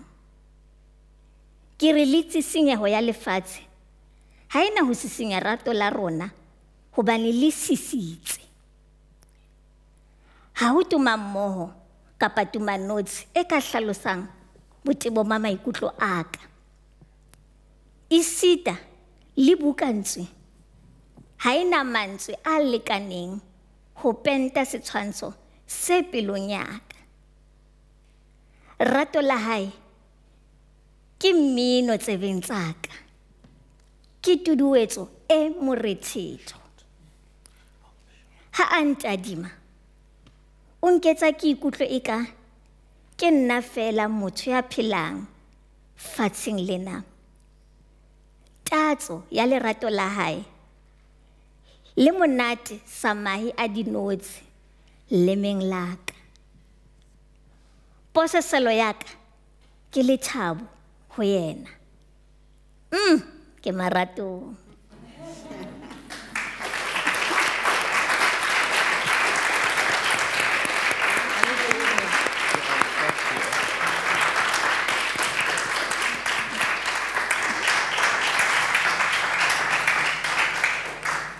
Thank you so much, Gomolemo. As you can see, Gomolemo is a storyteller, artist, an upcoming interior designer. Yes. Eastern part of Johannesburg, in a township called Katlehong, and she attended the Ithembelihle Elson School. And she has a passion. This is where passion and love for the arts grew. Despite societal judgments and prejudices against people living with disabilities, prejudices for people living with disabilities. Microphone. As you can see, Gomolemo has thrived as an artistic person, and she has contributed to some of the biggest literary festivals, the Nomakhwezi Storytelling and Book Festival, the Northern Cape Festival, and most recently the inaugural Johannesburg Festival of Women Writers. Through her works, she discusses issues of disability, awareness, and accessibility. And as you can see, she also talks about love. Let's thank her once again.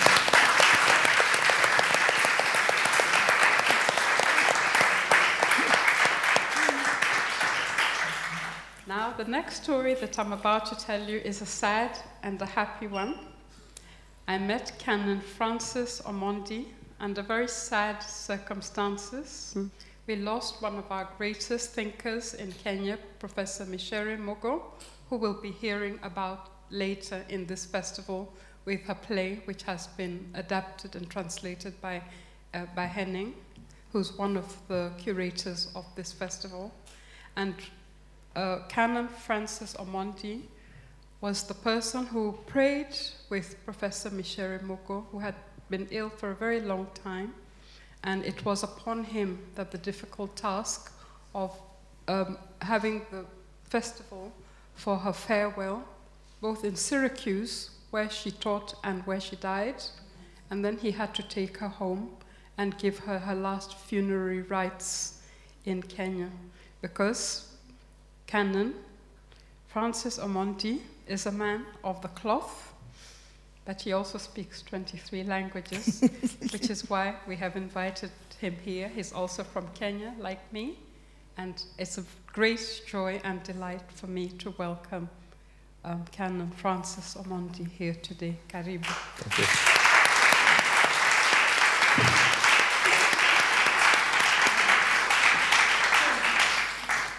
I find myself in a strange place. Not so strange though, because my work involves translation, my work involves poetry, and in my homilies and speeches, I found poetry a very good medium of communication. And my work transcends just both clerical and clergy work and comes into academy. And I found great value in poetry, which makes me at home here. And I was so glad to have my brother Abdilatif also here. That made me not feel so strange again among this. One of the latest tasks I got involved in was to mine information about my community, the Luo people, and to kind of codify where we came from. It's hard to know where you are going to or your hope if you do not know the foundations of where you came from. While everything surrounds us is sad and difficult, I thought and wondered, what would it have been if there was no Berlin Conference? What would it have been if there was no exploitation of Africa? So part of a poet imagines going back, what would have life been in those days? What would have been the normal situation? And I bring you two little poems that are from that background of an imagination of what life would have been had it not been for the circumstances around us. One big way of solving your problem presently is also to project what would joy mean. We've lived so in great hardship and difficulty that we cannot have any joy except if we only imagined it. And that's part of what this poem is. Among our people, the Luo, it was traditional and a custom for young girls and boys to get married immediately they passed puberty, that is, reaching 18. It was the duty of parents at that time to help them make sure they settled in a family. Love in this context meant that you must go to a people different from you to receive you, to love you, and also receive people you didn't know to love. And it was a communal thing. In this poem of Nyombo, that is marriage, I will want to express some of the nuances in our culture. That there are things only your father could tell you. There are things that were left for your grandmother and your grandparents to tell you. And there are things that your mother would be the only one who would teach you. In other words, the whole community got involved in raising you. We live in a context where you have you and your parent, and that has made it very difficult. And so this lady sang. The fear of not allowing one to get married was imposed on us, that the person, if he died and married, it will be difficult. They will come back and haunt you.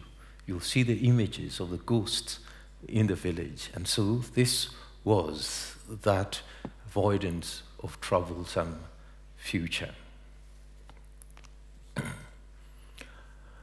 2, poetry for us, we didn't have it in the sense that you in Europe have poetry.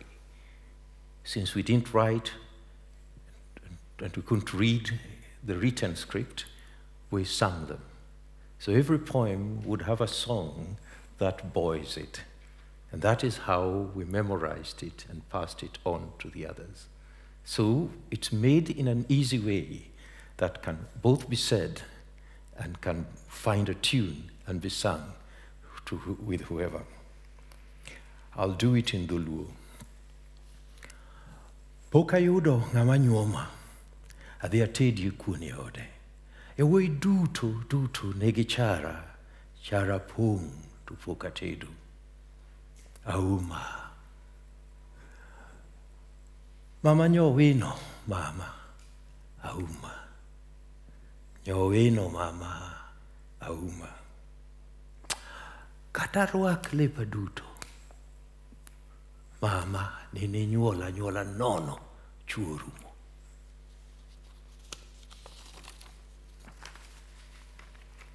Ochopo urakuna nitinda hingo dakiode. Jothurwa katarwak lepa duto. Mama nini nyuola nono chuorumo. Ochopo danakuna tinda romo de cachuo. Tinda romo de cachuo. Uto gichuo. Jothurwa. Katarua klepa duto. Mama. Neni anyuola nono. Churumo. Auma. Mama nyowino. Mama. Auma. Mama nyowino, mama auma nyowino, mama tokatarua kilepa duto, mama nini nyola nono chuorumo. Uchupo danakuna tinda romo de cachuo. Chupo babakona ni tinda hingo dakiode. Tokatarua kilepa duto. Mama neni nyuola nono chuorumo.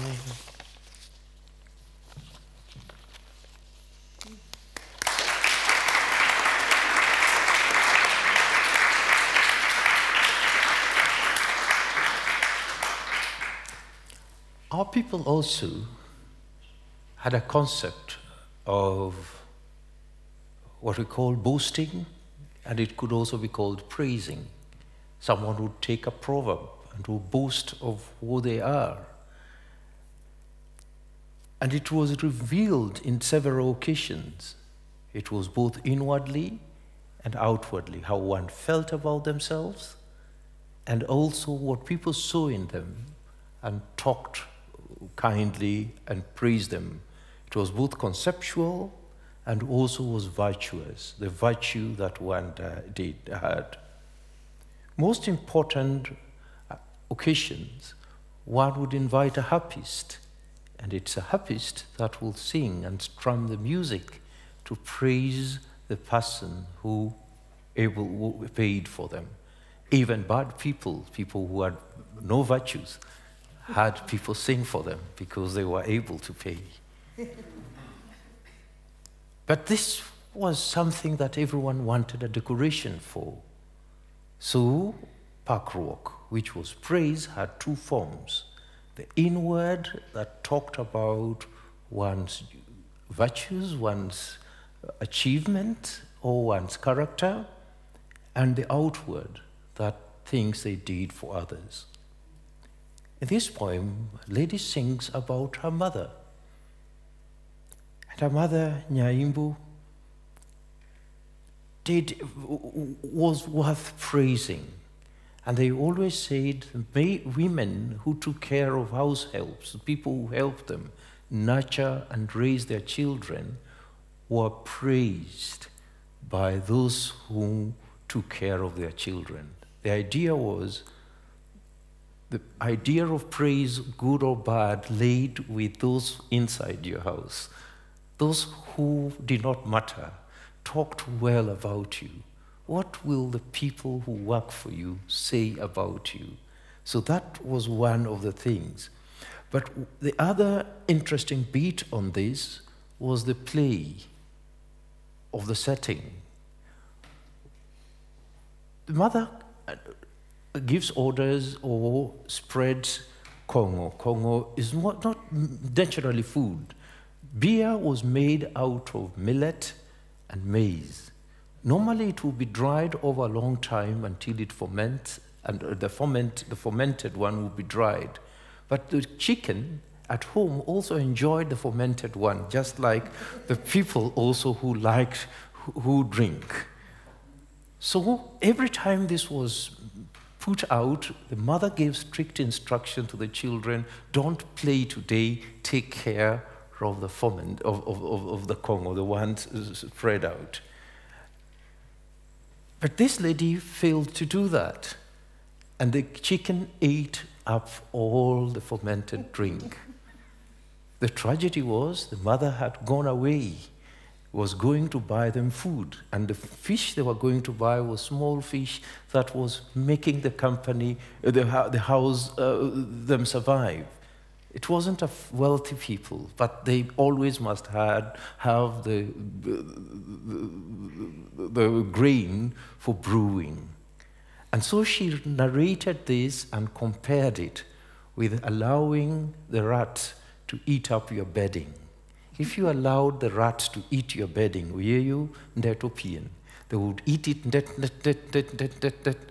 When you come to look for a place to sleep, you will never get a place to sleep. So there's an imagery of different riddles that were brought in this to help children learn how to live and how things would have been.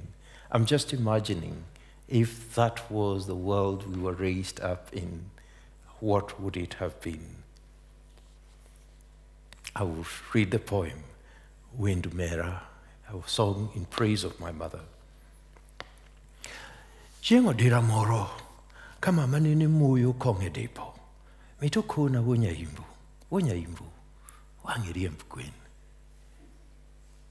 Mito chaku wuth kama, kochopo mane wang rangach. To gwen ruoyo konga ruoya, ro. Gwen ridori. Neno wuok, odhi oloka omomena rech matindo tindo, mafuokore koyala, rech maonge chuki. Awino, mamuloyo moon, apako ni nyarulo, mamuloyo moon. Awino, nyarulo, mamuloyo moon. Mon maricho machando jopido ketho nyingi. To mon mabeyo mapuoyo jopido loso nyingi maber. Mama nyayo gayo jopido puoyo nyingi maber. Wololo. Ogilo meru e chobiro. Erego. Ogilo meru e chobiro. Erego. Tia wach ni mama nango. To yeyo nde to pien. Tia wach ni mama nango. To yeyo nde to pien. Nde. Ne nagalo na iko biro. Kara iko dhano.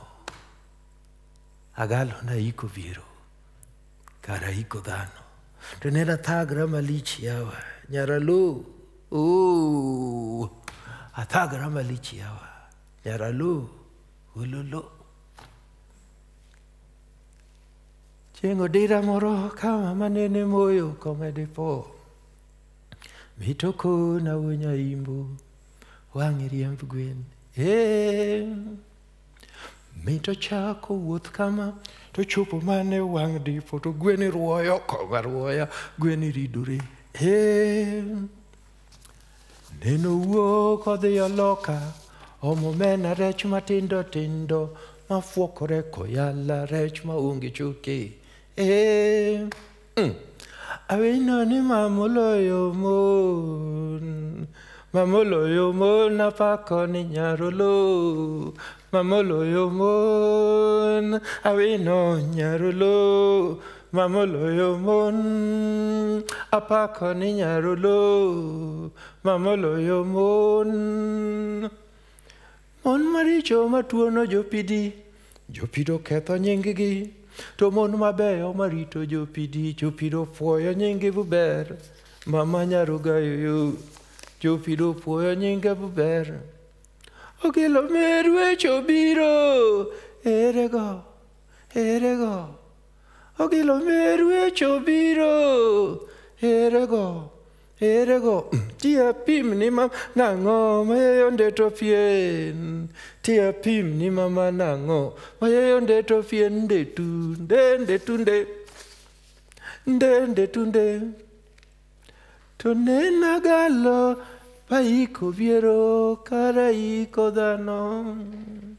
Agalo naiko viero, caraiko, tonena chandra malichiawa, nyaraloto. Achandra malichiawa, nyaraloto, walolo.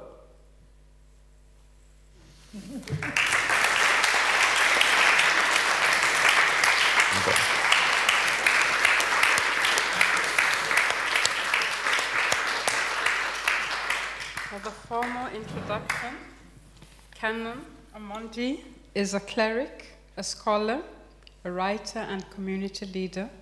He's a priest of the Anglican Church of Kenya, All Saints Cathedral Diocese. He's a lecturer at St. Paul's University in Limuru and the South Africa Theological Seminary, and research tutor at Oxford Centre for Religion and Public Life. Omondi is an international director of the Sheepfold Ministries, which is an indigenous ministry working in rural communities in Kenya, southern Tanzania, and northern Mozambique. As I said, he's proficient in over 20 languages, most of them Kenyan, and in 2004, he received World Vision's highest honor, the Bob Pears Award, in recognition of exemplary mission leadership. In 2015, he took part in a United Nations General Assembly side meeting on reducing sectarian religious violence in Kenya and across the world. Join me in thanking Canon Omondi.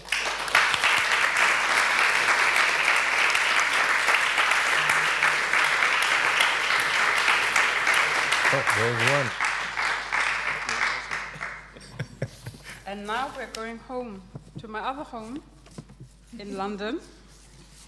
And I'm so delighted to welcome Anni Domingo. Anni Domingo is an actor and director and author who works a lot for radio, television, film, and theater. Her poetry and short stories have been published in various anthologies.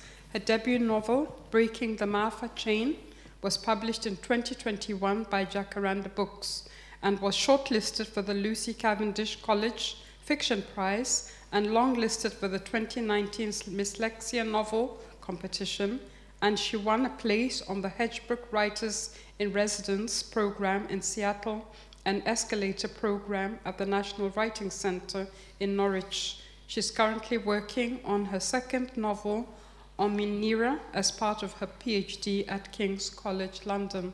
It is my greatest delight to welcome my birdie colleague, Anni Domingo.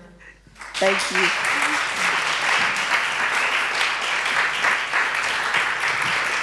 Thank you very much. Thank you very much. How many of you here know Maya Angelou? Have you heard about Maya Angelou? Yeah. She is one of my most favorite poets and storytellers. And I read a lot of her poems when I was growing up. I come from Sierra Leone, or my parents come from Sierra Leone. I grew up in Sierra Leone. I was born in London, but I grew up in Sierra Leone. And then I went back to England to study. And a few years ago, Sierra Leone, unfortunately, had the war that went on for several years. And part of the problem then was the women and how they were to manage. Somebody was talking about the children, and you had the child soldiers.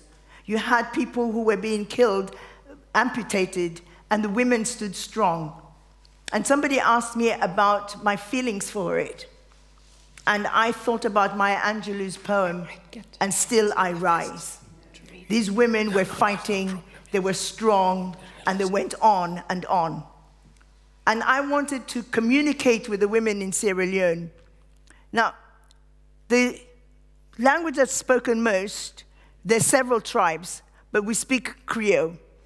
There are various versions of Creole or Pidgin in various different countries, but Creole in Sierra Leone is very precise. It is a language, it is not a Pidgin. So we have our verbs, we have our words that have double meanings. It depends on the inflection of a word.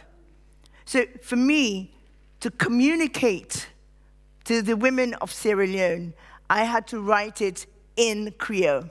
And this is my version of Maya Angelou's And Still I Rise.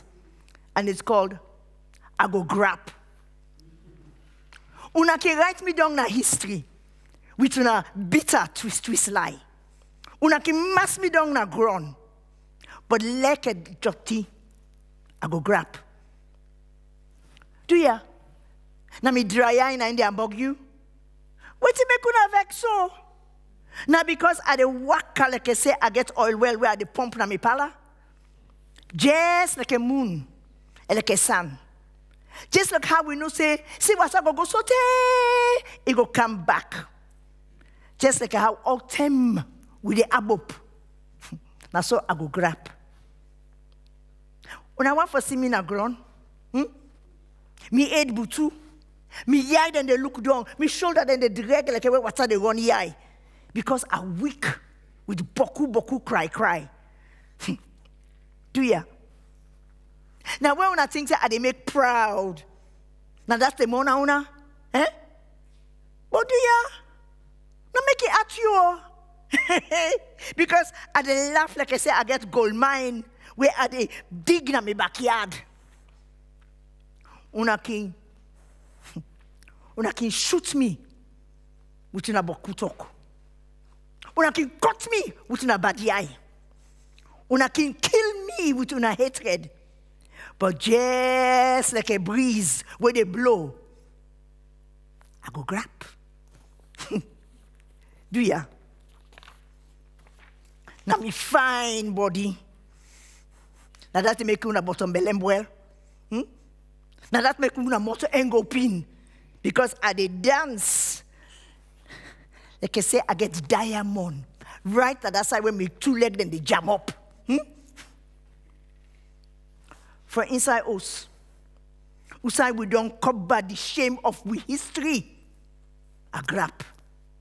From them being them, we're fasting with tight to all them people them person them. We can feel a grab.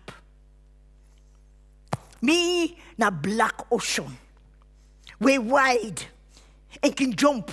Where they swell and turn over, me, now they bring the tide come back. I left behind all them day them, all them net where I don't tremble and afraid. I grab for watch. Do clean. We find bad. Fine bad. I grab. I come with all them presents and with them people them from before. Then don't left for we. Me na the dream and the hope of the slave. I grab. I grab. I don't grab.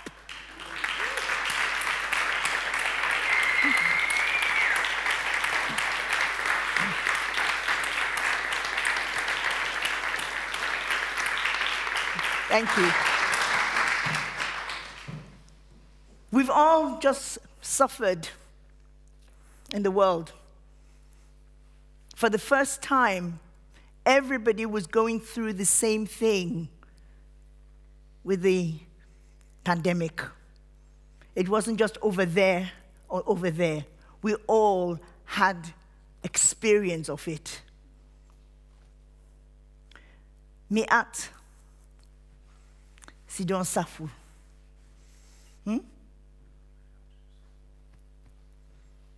Mi'at sidon safu. Because I know say, but all where the world turn about outside. Some person in there where they walk day and night for all where we hold tight. So nothing no go ambogwi. Mi'at sidon safu. Because I know say pa all way we tin up one by we self. And we know say we not there near we comping. We all now one. And they feel waiting, we comping and they feel. My heart is don't suffer. Because I know say, but always we all day inside us, we one grain. The world don't big. We they talk na some kind way we not been members say we go up in one day. It show say all man now one. And we busy but we compete them. Me at don't suffer. Because I know say them one them way nobody not be the braskitu. Now them they before we now. Them no they not grown again. Because we up upon them. Now so we they clap for them now. Me heart is don't suffer. Because we they manage now without boku tin them. Now posting them. Not a tin. Make we life go better. You know, they can doubt and tire to hope for tomorrow. My heart is don't suffer because I know say this lockdown here so it not mean say we fasten inside us no more. It make we act swell big. So we able for pray for them. Then one day they don't lost themselves.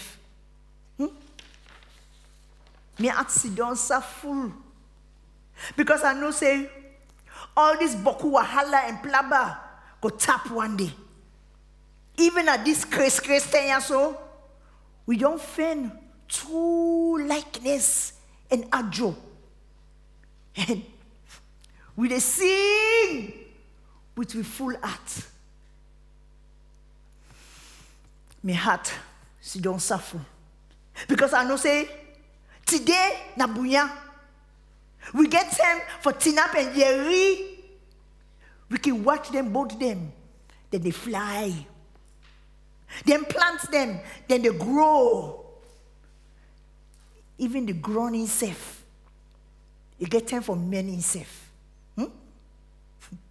Me at don't suffer because I know say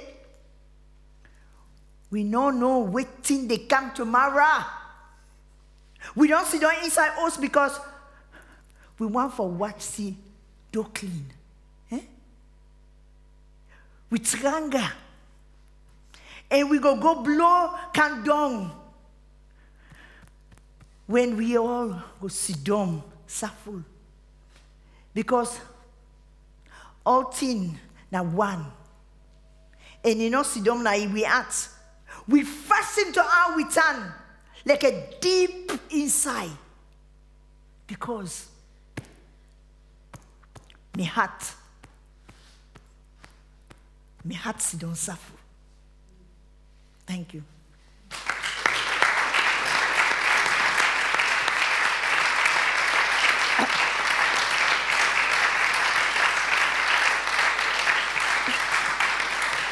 It's a funny thing. Wangũi said something earlier on. When I was growing up, when I was at school in Sierra Leone, there are 13 different tribes in Sierra Leone. It's only a small country, but there are 13 different tribes. And there are even more languages. And we're not allowed to speak our language at school. If you spoke Creole or any of the Mendi, Timni, Limba, Loko, there's so many, you were punished if you spoke it. So you were not even taught how to read it or write it. It's only now that our languages are beginning to have an alphabet, they're teaching some of it at school now, hallelujah.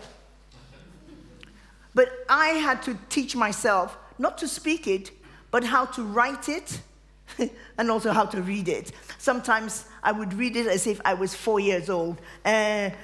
Because me na titi. But I've taught myself. Because I believe in education.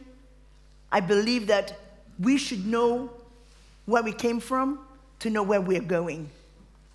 And I wrote this poem a few years ago when they were talking about, it was celebrating the girl child. And it's called, Because Mina Titi. Because Mina Titi, I like for plant my sister in here. Dance and play with me paddy them. Think say, Mambai, when I don't big, I go be doctor or judge. Or something if it's a scientist.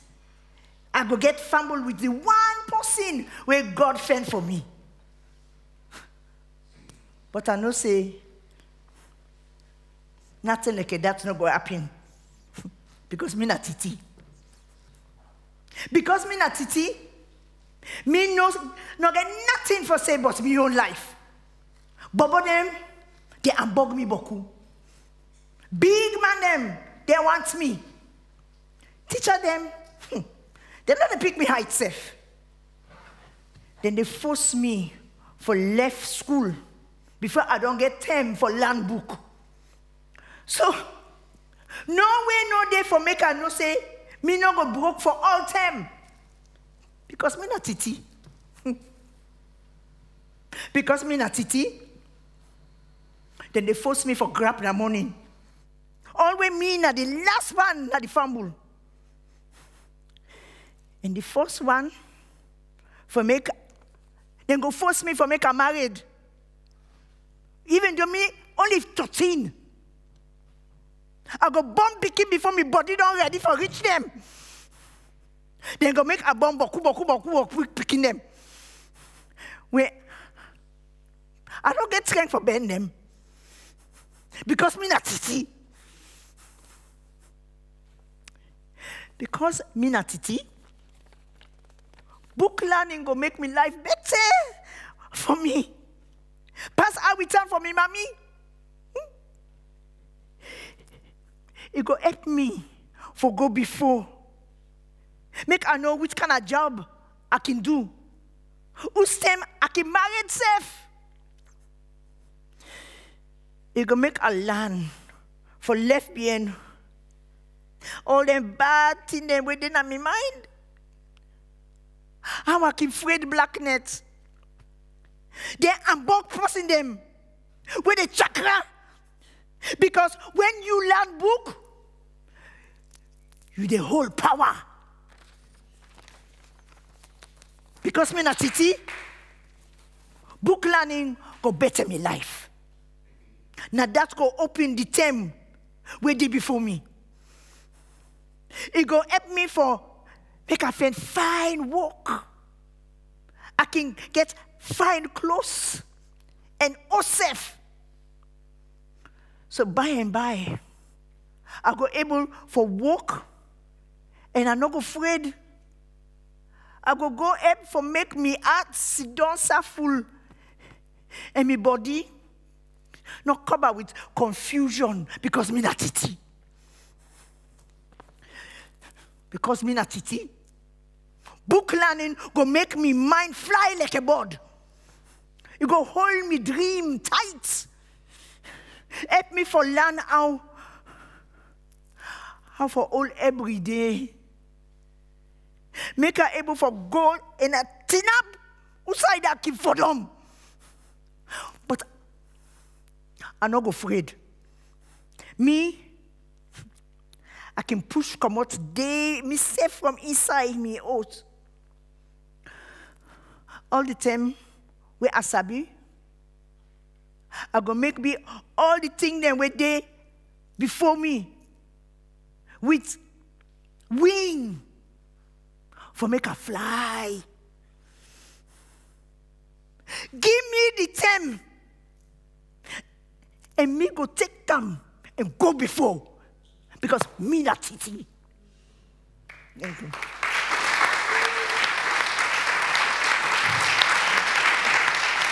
Thank you.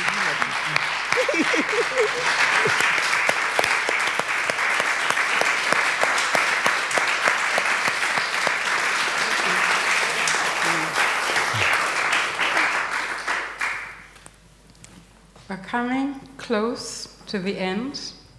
You are the most amazing audience I have ever experienced, but this is also a world-class treat. I don't believe this has ever happened in Berlin or anywhere else where I have ever been in my life. So we're having a treat. So we're going to end our tour in South Africa with Nomakhwezi Becker, who is a South African-German interdisciplinary artist. So we're going away and home. So she herself is a translation, and she's creating theater and poetry, performance, and written word, storytelling, and film. Her practice listens and responds to the call of collaborative finding, reclaiming, and creating home in the in-between spaces as a woman raised in multiple homes, heritages, and languages. She's trained as a theater performer, and she has expanded her work to writing for stage, screen, and page. Her works have been awarded Fringe Awards as well as been published in South Africa.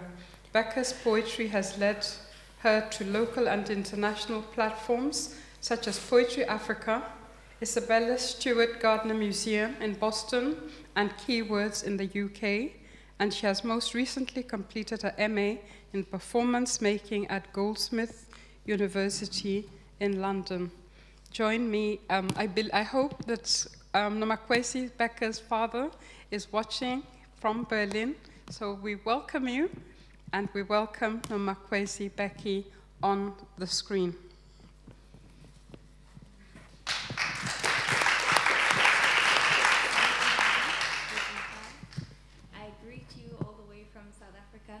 And I wish you a beautiful, beautiful festival. I am so grateful to be part of this wonderful opening. And I hope to be there in person in the coming years in my other home, Deutschland. I have two pieces prepared today. As a child who has been raised by a collaboration of cultures and languages and families, this idea of languaging and translanguaging is very close to my heart. So the pieces I've prepared for you are about that experience of creating home in between all of these spaces and places that might seem like they don't belong together, but hey, look at us, we're here, belonging in the in-between, making home in the in-between. Sehr bon, Dankeschön. O Tannenbaum, wie treu sind deine Blätter. O Tannenbaum, wie treu sind deine Blätter. Dikyale na samadzini. O Tannenbaum, dikyale, wo sind deine Wurzeln? Bayangibuza ukuthi inkaba yami yembelwephi, aber was, wenn es nicht begraben ist? They ask me where my umbilical cord is buried. When I was told stories about how the roots met their land, I remember wanting to listen to the song of the rain. There was this familiar voice there, this familiar rhythm I could swear I once knew. Sometimes I was sure that my pulse was in time. In my mother's house, The only way to keep breathing was to sing. Alingoma sithandwa sami. Dikyale nasamanzini. In my father's house, we danced inside a glass of water alongside bright-colored pigments and floating paintbrush hairs. Spiel doch einfach, mein Schätzchen. But sometimes the person I am painting for is simply too far. You can try as hard as you like, but you can't fold yourself into a paper plane even when somebody needs you to. To press in the creases, smooth the surfaces, and bend those corners at exactly the right angles, but hurl yourself across the ocean and you will land in it. Emanzin.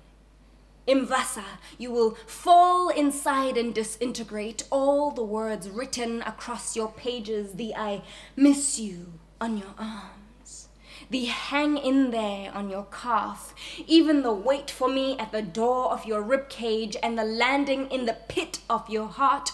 All of it slowly bleeds off and across your pages the longer it stays im Wasser.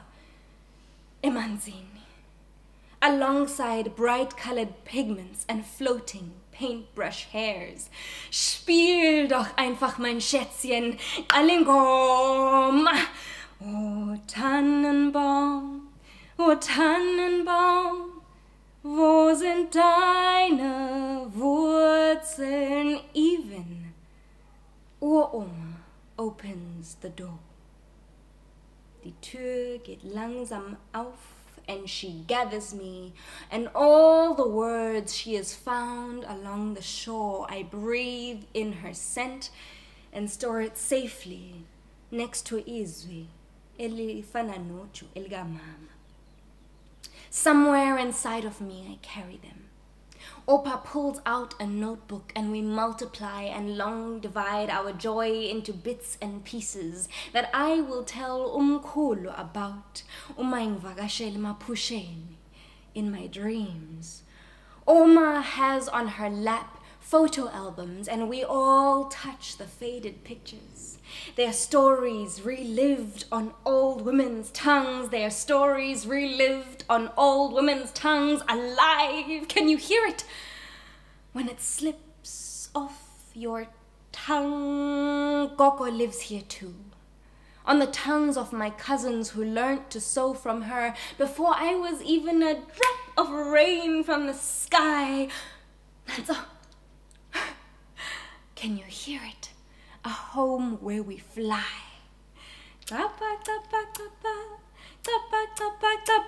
When water lives in the sky, alive.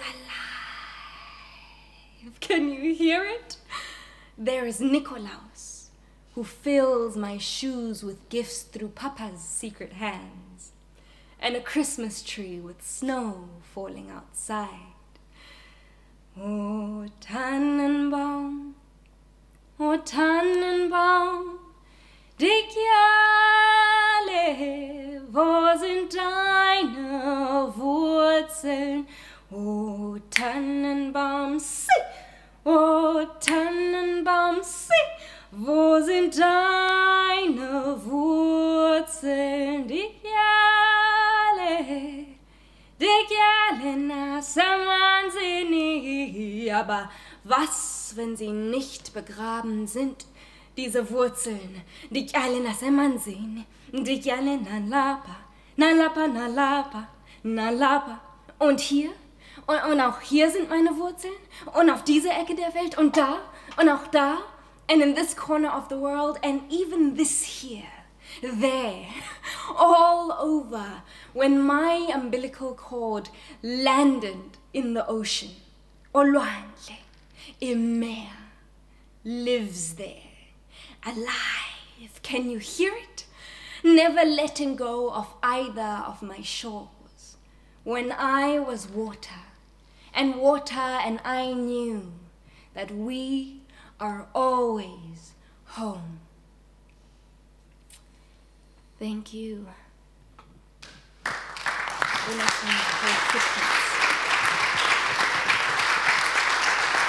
footprints that have walked long paths to get here. They have come from achy feet with long tales to tell. They trace the rhythms of the spoils of war that still course through our veins. These footprints, they carry other people's denial on their backs. They have been asked where we are really from and when we are returning home. These footprints have traveled far to get here, became one with the water to get here, evaporated into clouds to get here, have rained back down on us when we forgot them, when we remembered them, when we called to them, when we trembled. They sang in thunderous voices. They insist on watering the soils that we plant our dreams in. They know we were always meant to be travelers. These lands welcome us all, even when some claim divine right to it. Forgot the rights of others where they have traveled. Now question the plots we have chosen to bear this fruit in. This earth will bear it still. She knows us and all the footprints we dream with. These footprints refuse to disappear, refuse to remain silent. They break the skies open and erupt the ground. They beg us to live out loud. Even here, even now, they have not spent centuries of becoming worthy ancestors, manifesting magic into our marrow for our bones to become a cozy home for someone else's trampling feet. These footprints will walk through our dreams if we refuse to listen in the waking hours. They will knock on the door of our sanity and turn the house upside down until we pry open the rusty locks that spent so much time lost at sea. They are not angry at us. They need us to breathe. These footprints have come too far for us to forget that they live only when we sing our lives out loud, when we show up when summoned. Sabelani niyabizwa. Kuqani ngamadolo, kneel in reverence at their souls, set alight the nights of dying hopes, watch the smoke rise in the shapes of their being city. These footprints burst into the dark, breathe light back into us, stretch us wider, saying there is more to this coursing blood than fire and ash. There are rivers and forests and spirits that need us not to forget them. Amongst all the pain, there is joy as bright as the sun. There is home in all these lands. They are not ours. We belong to them. These footprints will not let us walk alone. Ashambi sodwa. They will not let us sit still, sithule. They will not let us, they will sing for us when our voices shake. They will not let us go silent. A cacophony of visions far beyond what the eye can see, telling our stories in perfect harmony. These footprints have come too far for us not to be the landscapes of loud futures now. Ngiyabonga, Dankeschön, Enkosi. These poems were performed in English, German, isiZulu, and isiXhosa. Kamako.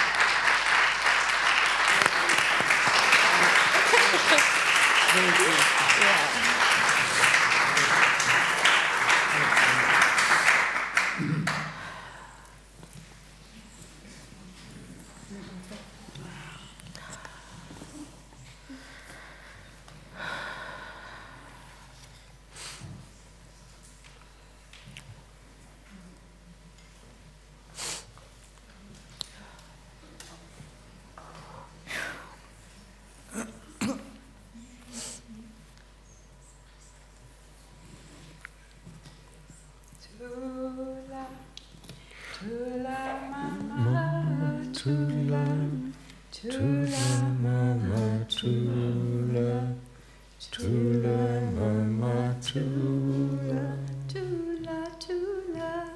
tula, tula mama tula, tula mama tula, tula mama tula. It's my greatest pleasure to welcome our brother Eugene Skeef from South Africa. Eugene, can you hear us? Late there. Eugene, can you hear us? I guess not. Yes. It's my greatest pleasure to welcome Eugene Skeef from South Africa. Eugene, can you hear us? Oh, there's a delay. Yes, I hear you. Eugene, can you hear us? Yes. My greatest pleasure.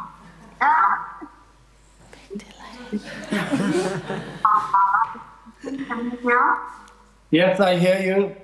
Yes, I hear you. I hear you.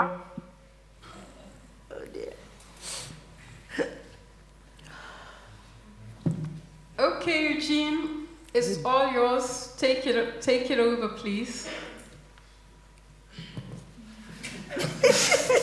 Love it. Oh, dear.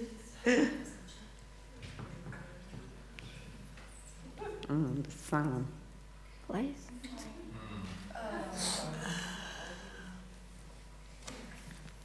Can't hear it.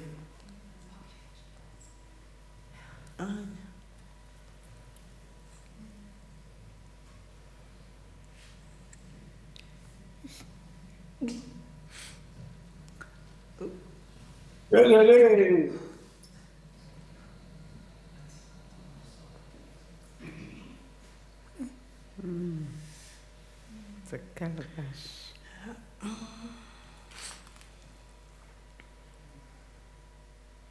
O Damini, O Jama, O Sijatu, O Fagate, O Mhau, O Khengwa, O Wangwini, O Moni, O Seti, O Msanchi,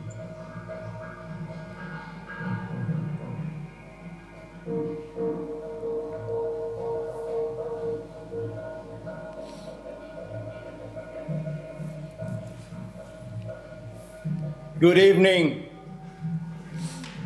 Good evening. I wish to thank you all for allowing me into your open hearts by virtue of your presence in the room.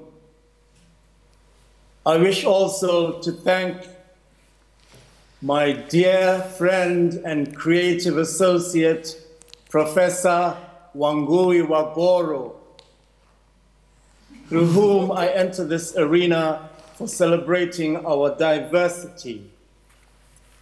We bring to you the ancient African ethos of Ubuntu, which says, Umuntu, Ngumuntu, Ngabantu, meaning a person is a person through other people. Yeah. Or I am because you are. We all know that the world needs to embrace this way of living more than ever at this particular cataclysmic point in human history. As a wordsmith, please allow me to have fun by playing a little with words. I give you my interpretation of the word translating. I give you translating, letting others be who they truly are. I will now read a poem that I believe is even more pertinent today than it was when I wrote it in 2010. May I ask that the music be played now?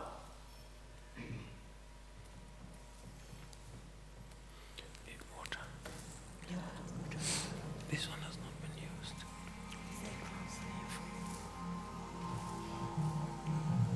Please play the music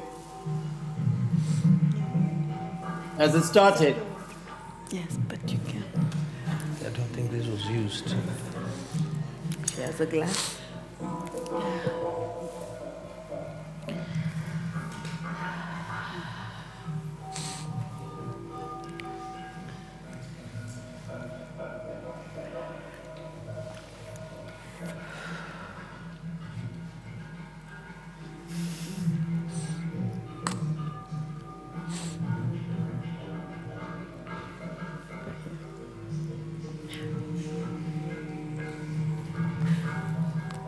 Can't hear.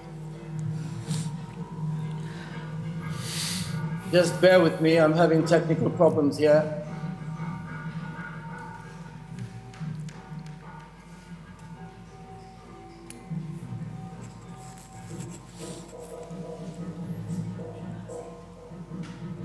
Kindly pause the music until I give you the cue again. I'm sorry, something's happened here.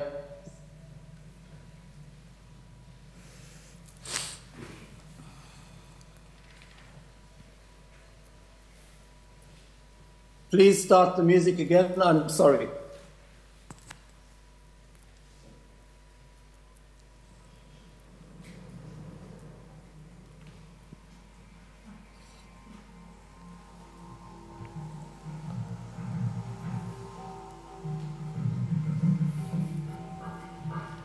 Ancient well.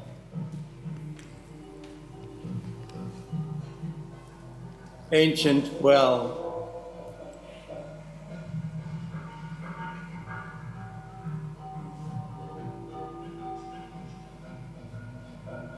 Ancient well. A child does not speak her mother tongue. Her mother lost her tongue while singing of the pain that rose from the unquenchable tides of her memory.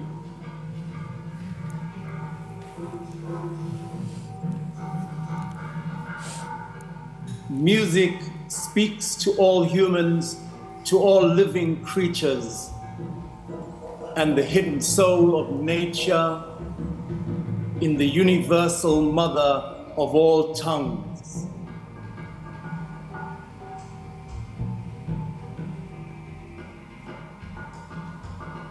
And so the child wandered among the silent ruins, drawn by an inscrutable whisper of an ancient melody.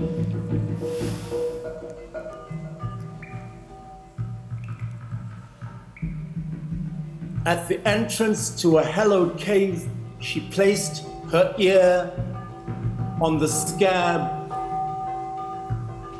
over the septic earth, where once there ran a river that soothed the stuttering of a serpent with 7,000 tongues.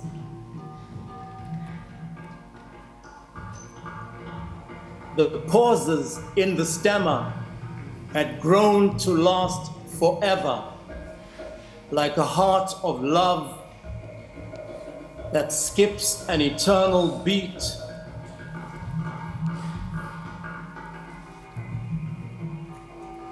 The girl entered the cave, and the luminescence of the inscriptions colored the water of her closed eyes with transcriptions of sacred songs. lingering on the tips of the tongues of the departed.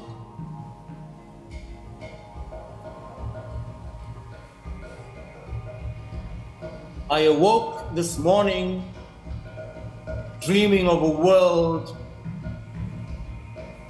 submerged in the music of silence.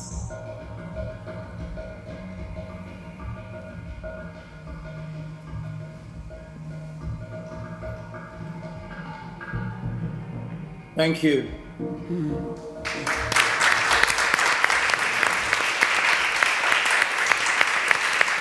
I would like now to read the second and last poem, titled Benediction of the African Child, written for African Remembrance Day in 2010, like the previous poem.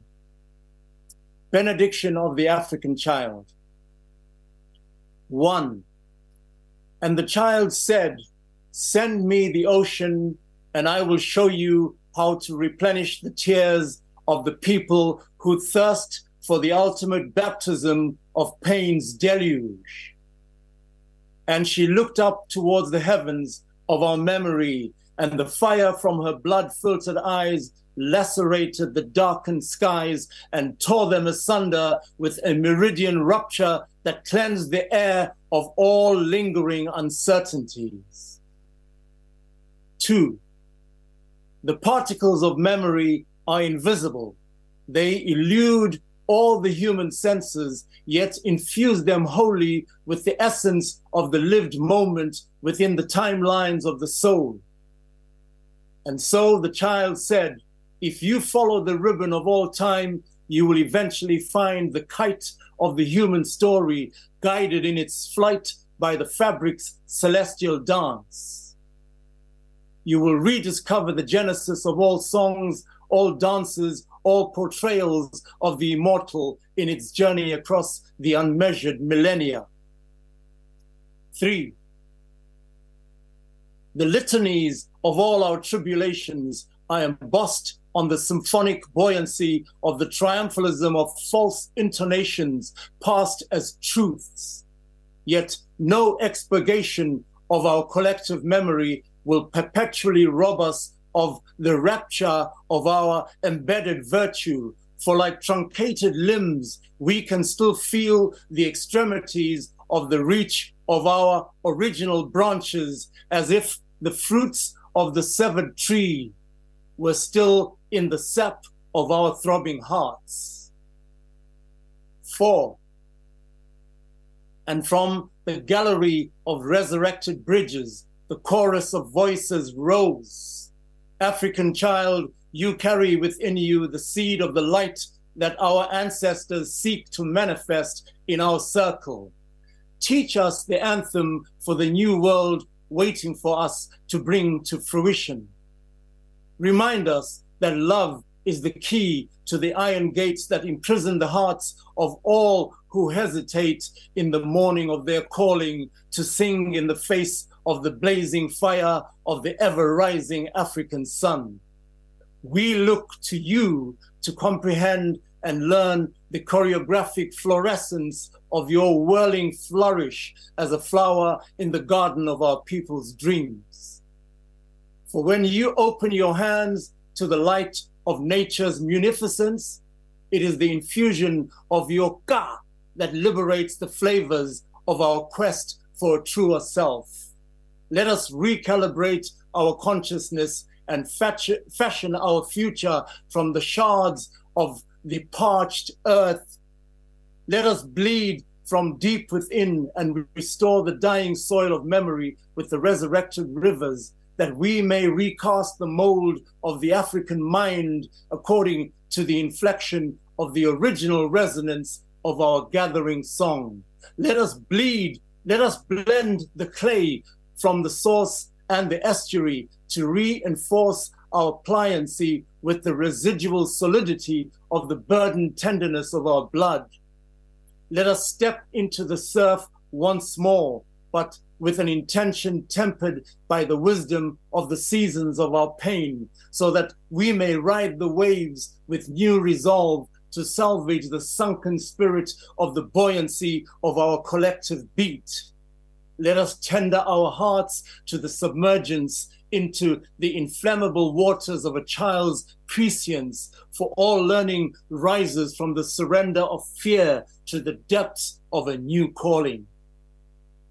And in the transmigration of our unregulated consciousness, our signature pelvic pulsations will yield to revelations of emergent undulations of a newly incisive intellect, where our nascent quest will find a nest to incubate in preparation for our fledgling flight into our newly claimed height. Let us be the firmament of our own attainment. Thank you.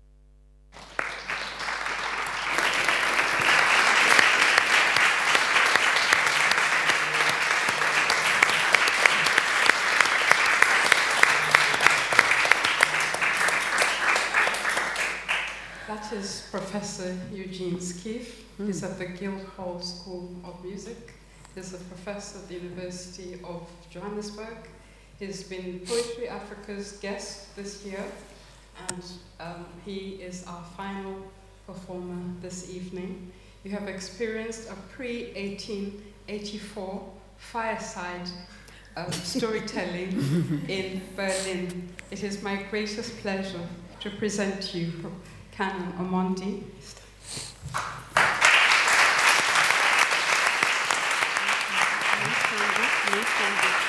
Anni Domingo.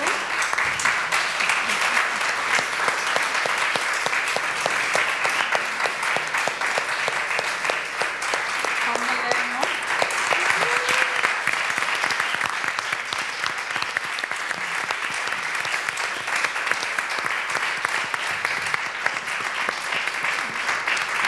Coumba Touré.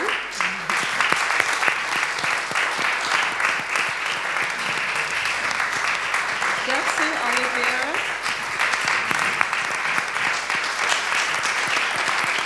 Abdilatif Abdalla. Nomakhwezi Eugene Skeef, and all the people who performed online. And I'd like us standing here in front to thank our audience.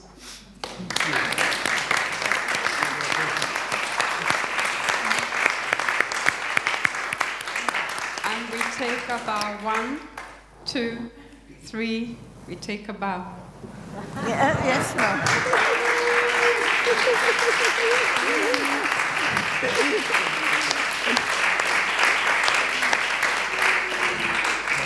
Thank you so much for a wonderful evening. Thank you. Thank you. Yeah.